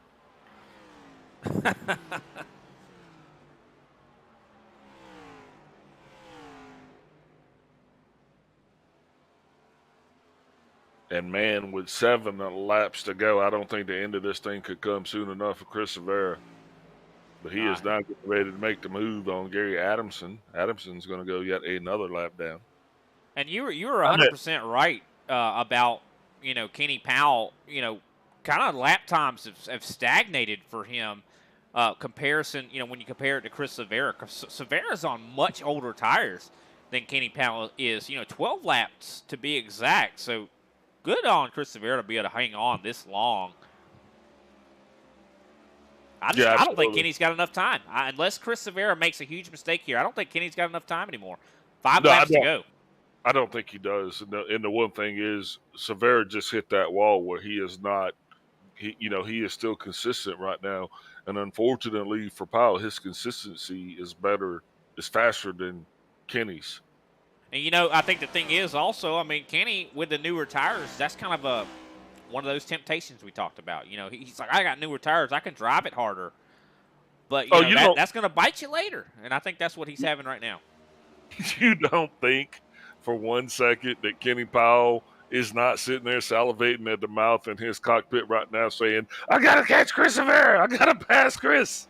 Yeah, he's not thinking about his own race. He's, if he had maybe took a philosophy, take some philosophy from Josh Schaffner here tonight.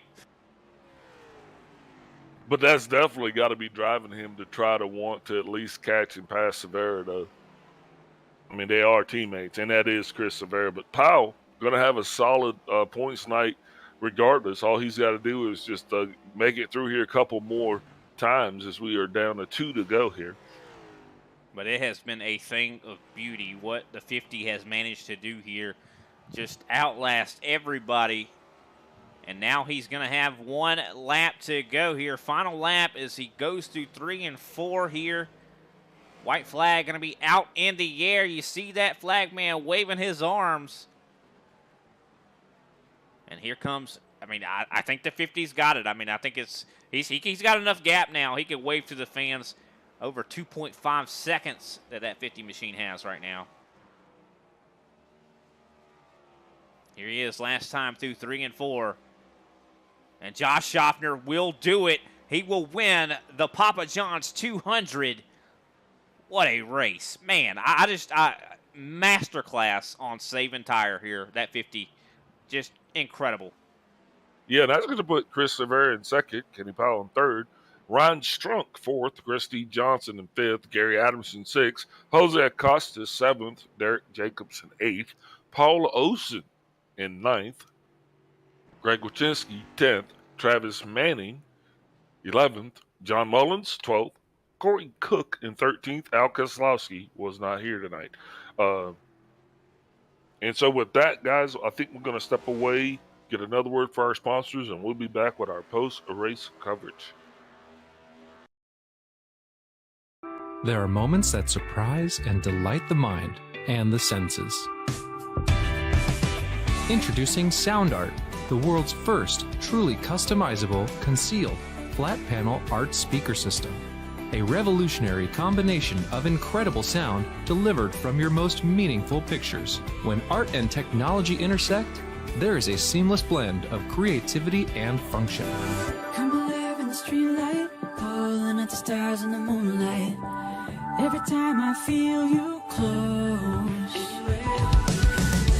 With Sound Art, anyone can print their own artwork or pick from numerous licensed artwork that we have. The possibilities are limitless. Enjoy beautiful and amazing sound throughout your home. The entire surface of your artwork generates incredibly robust sound. Your art never sounded so good.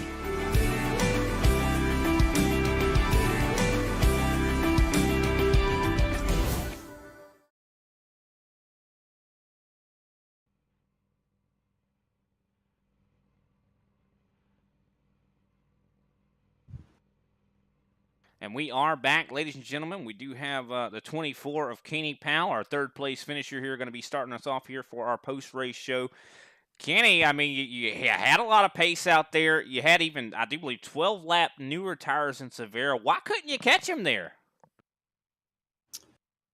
I just put myself behind the 8-ball on that pit stop. I caught Ryan, and he definitely held me up a little bit, but I didn't want to do anything to ruin the race at that point. And I had my math wrong. I had my pit lap the wrong lap, so I slowed down some there. And I had fresher tires coming out, but because I got held up, I had more gap to make up than I should have.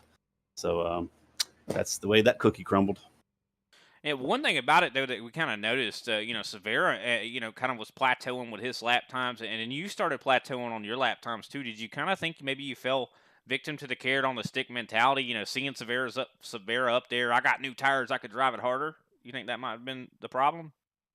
No, I was the fastest on the track for, pretty much most of that run that I had until about the time Josh caught Chris. And then, I tried to push a little harder there to see if I could be in that window when that pass took place to see, if I could get in the mix there. But, when I pushed a little harder there, tires weren't there. And then I wasn't the fastest on the track anymore at that point.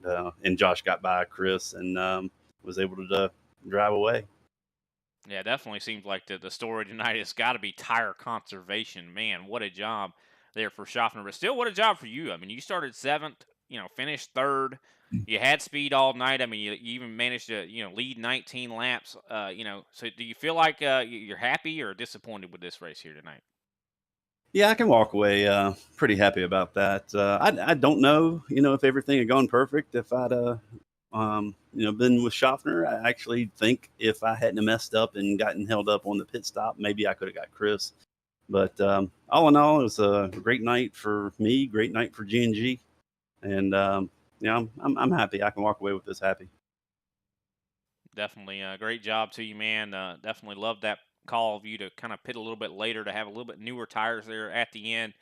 Seemed like it definitely could have been a good call. At least you got yourself a nice 3rd place finish. How you feeling about Watkins Glen coming up? I mean, that's going to be a whole new can of worms here than Richmond. As far as road courses go, that's probably my best road course. So, I'm gotten better at road courses as long as I put the time into it. So I think I'll be, put in a solid finish anyway. I'll leave it at that. Well, I know that the points are definitely starting to add up here. I know you're pretty high up, I do believe, in the Cup Series standings, if I'm not mistaken. Are you hoping that maybe you got a solid shot at the championship here this year?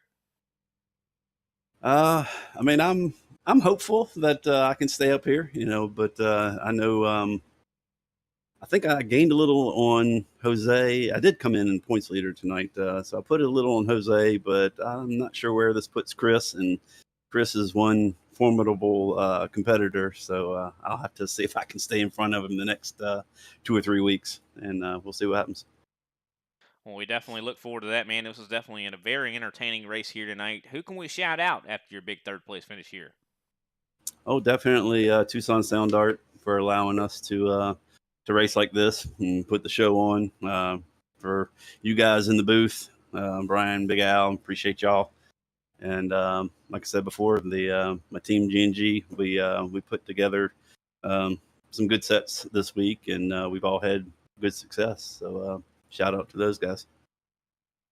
All right. Well, we definitely appreciate your time, Kenny, and we'll see you next week at Watkins Glen. All right. Thank you. That was Kenny Powell, the 24, finishing third place here tonight. I do believe Big Al's got Chris Severa waiting here, our second place finisher. Hey, Chris Severa's Big Al up in the booth. You got me? Yeah, I got you. Man, not used to talking to you in P2. That's a little bit of a difference, but still congratulations, a solid effort nonetheless.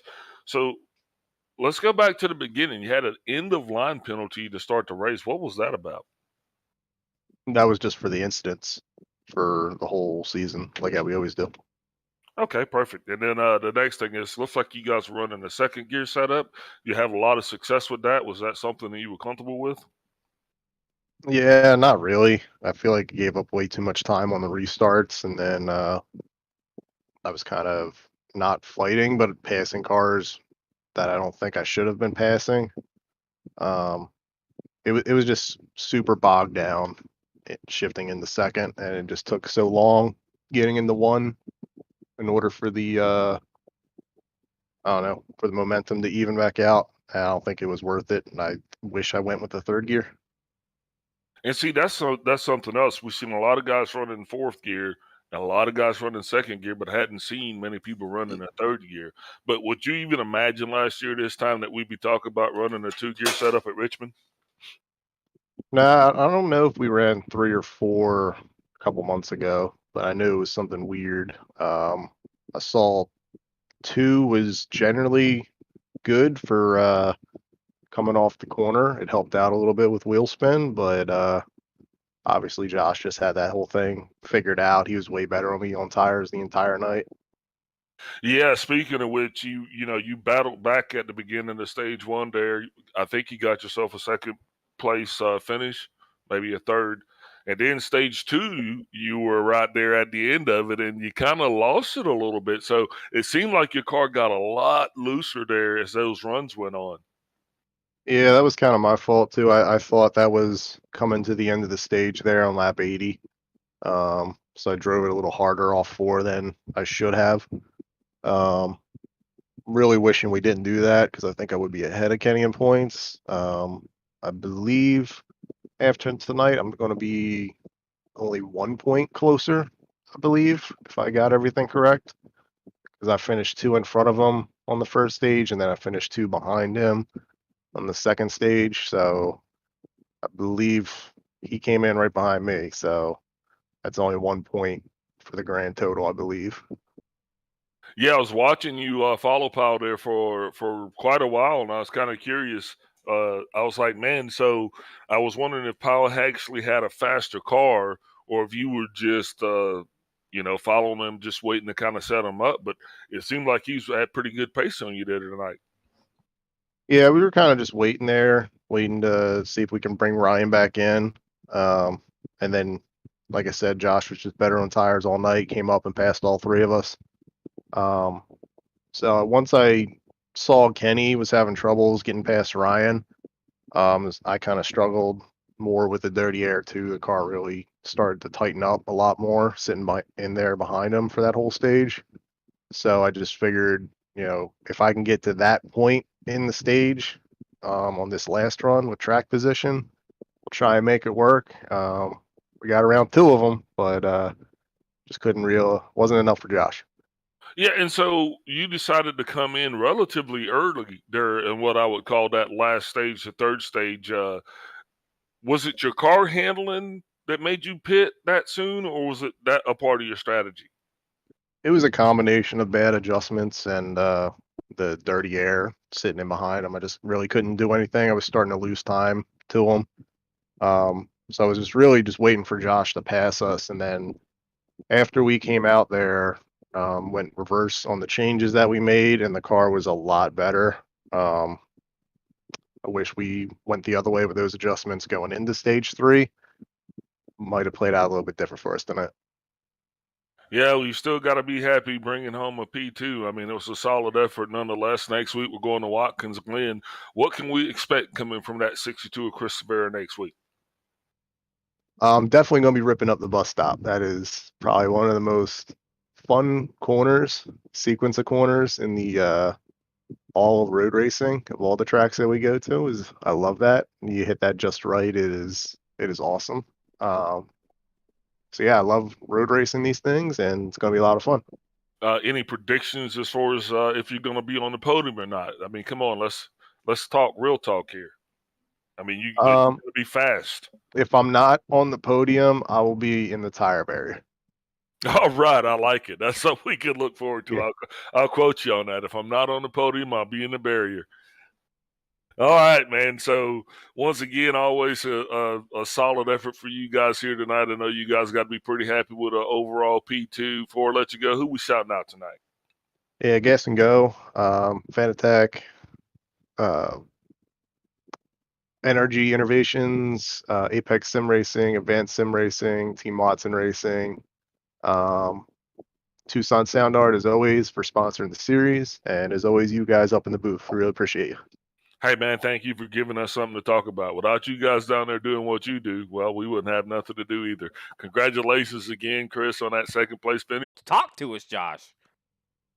Yeah, I've known I've had a great car all week, and if I could get some long runs, I knew I'd be in really good shape. And yeah, that last stage, a lot of green flag cycle, and yeah, was able to, I was quite a ways back there, even in the first before the green flag pit stop there. I was able to reel in Kenny and Chris and Ryan there, and I knew I'd be in pretty good shape, and wasn't surprised maybe to see Chris pit there, just from a standpoint of, I think it was a good strategy call for him, just to try to leapfrog the field. And yeah, I knew in my situation when I came back out there, I'd have a pretty big gap, and it kind of allowed him. I knew it would allow him to maybe conserve some stuff maybe better than he did that first round and make some adjustments. But yeah, I just had to stay really disciplined. Those are kind of just takes a lot of discipline in those situations where you gotta close down 8 seconds, and then also just not burn up your stuff, and to make sure you got enough left when you get there to kind of fight the arrow and everything else that goes with that.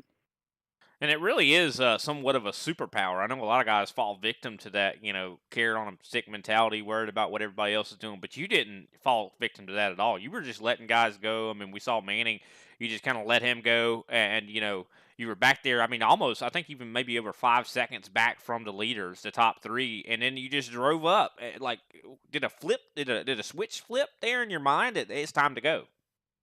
Yeah, not really. I never, I didn't start pushing harder at any point. And one thing here, it just seems like, when Travis caught up or other people, if you just get the urge, well, I'll run them on the outside, even one full lap or one corner. It seems like just running side by side on the outside, you really kill your tires and heat them up. And in my opinion, 15 laps in a run, if you run 3 laps in the outside lane, you're going to suffer pretty bad, past lap 30. And yeah, in those situations where guys are coming and got those short run pace, you just literally just got to lift and let them go, and just hope that the green flag and the caution flag stay away, and it all comes full circle, and it did tonight for me. And yeah, this strategy paid off, and doesn't always work that way, but it's nice when it does once in a while. Yeah, definitely was a race of strategy here tonight, and it seemed like it played out very well for you. You didn't lead the most laps. I mean, you only led 33, but you did win one of the stages, and you won the race. So that's all that really counts. Man, great job to you. I mean, I was floored when I saw that. I mean, that was definitely an expert performance. But how are you feeling at Watkins Glen? Do you feel like that's going to be something similar to you? How are you at that road course? Yeah, I'm usually, maybe just a little better than average on the road courses. And, the one thing I tend to do a very good job on the road courses, I stay on course, which, in these races, if you can finish a road course with 0x and still have decent pace, you can finish in the top 10 pretty consistently. And won't be here on the Saturday race. I hope to run the Thursday. I'll be up north of the lake next weekend, so won't join the Saturday group, but I should be there for the Thursday night race at the Glen. Well, we definitely will miss you there on Saturday, but glad you're going to still be able to race with us here on Thursday, man. Once again, congratulations on that win. I mean, just definitely very interesting the way you tackled that. I actually do want to mention, talk about a little bit about the gearing situation too. Chris Severa, I know, was on a 2-gear setup.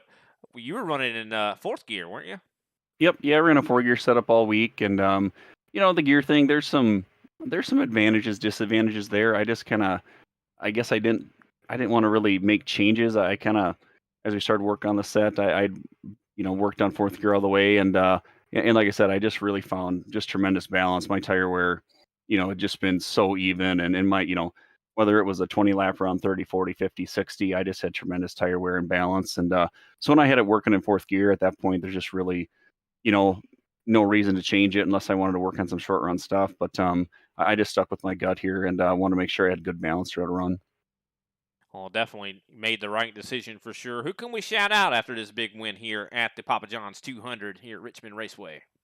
You got to take Pioneer Seeds, GNR Farms, and just all of our farmers and ranchers across the country. I want to thank my wife and my daughters for giving me a little free time, a couple nights a week to come down here and race with everyone here. And got to thank ISCA and Tucson Sound Art, Brian, you and Big Al up in the booth for all you guys do for the league, and Kenny as well. And yeah, I got to thank G&G. Great to get a 1-2-3 finish. I know there's a lot of weeks I feel like we got a chance to do that, and we don't always close the deal. And it was great to see that tonight. And congrats to Chris and Kenny on being on the podium tonight as well, and all the guys that we did put some time in this week. And I really think it paid off for the whole group working on setups and sharing notes and just making our cars better each and every night. All right, we definitely appreciate your time, man, and we'll see you on Thursday. Thanks, Ryan. That's Josh Schaffner, your winner tonight. Definitely, what a performance. Definitely loved every bit of it. Was an exciting race. Loved the strategy, how it played out. But Big Al, any here after tonight's race? Well, Brian, I would just like to always say, man, thank you to the drivers that came out tonight and gave us their best and, donated their time here. And hopefully they'll like the favorable marks that I made and they'll straighten your hatred-filled remarks from the record. Thanks to Kenny for, letting us do this, giving us the opportunity. Thanks again to our sponsors, especially the Tucson Sound Art. And thank you, Brian, for being the best assistant I've had here in a long time. No problem at all. I even hear your wife in the background laughing. So, no, that's no problem, man. Hopefully the coffee was good tonight. I made sure to put the 2 sugars and the cream in there for you. 2 sugars and extra cream. That's what I'm talking about. Well, that was a fine race here tonight, ladies and gentlemen. Of course, make sure you tune in on Thursday. We're going to be heading to Watkins Glen. We're going to probably go live around 9:15 p.m. Eastern Standard Time. The race will actually probably go green around 9:30, so make sure you tune in for that one. Going to be probably a lot of very talented road course drivers, and also make sure you tune in on Saturday. Going to be some familiar faces, but also some other ones too that are going to be out there on the racetrack. Can't wait to see it. And with that, I do believe that draws us to the conclusion. We appreciate everybody out there watching.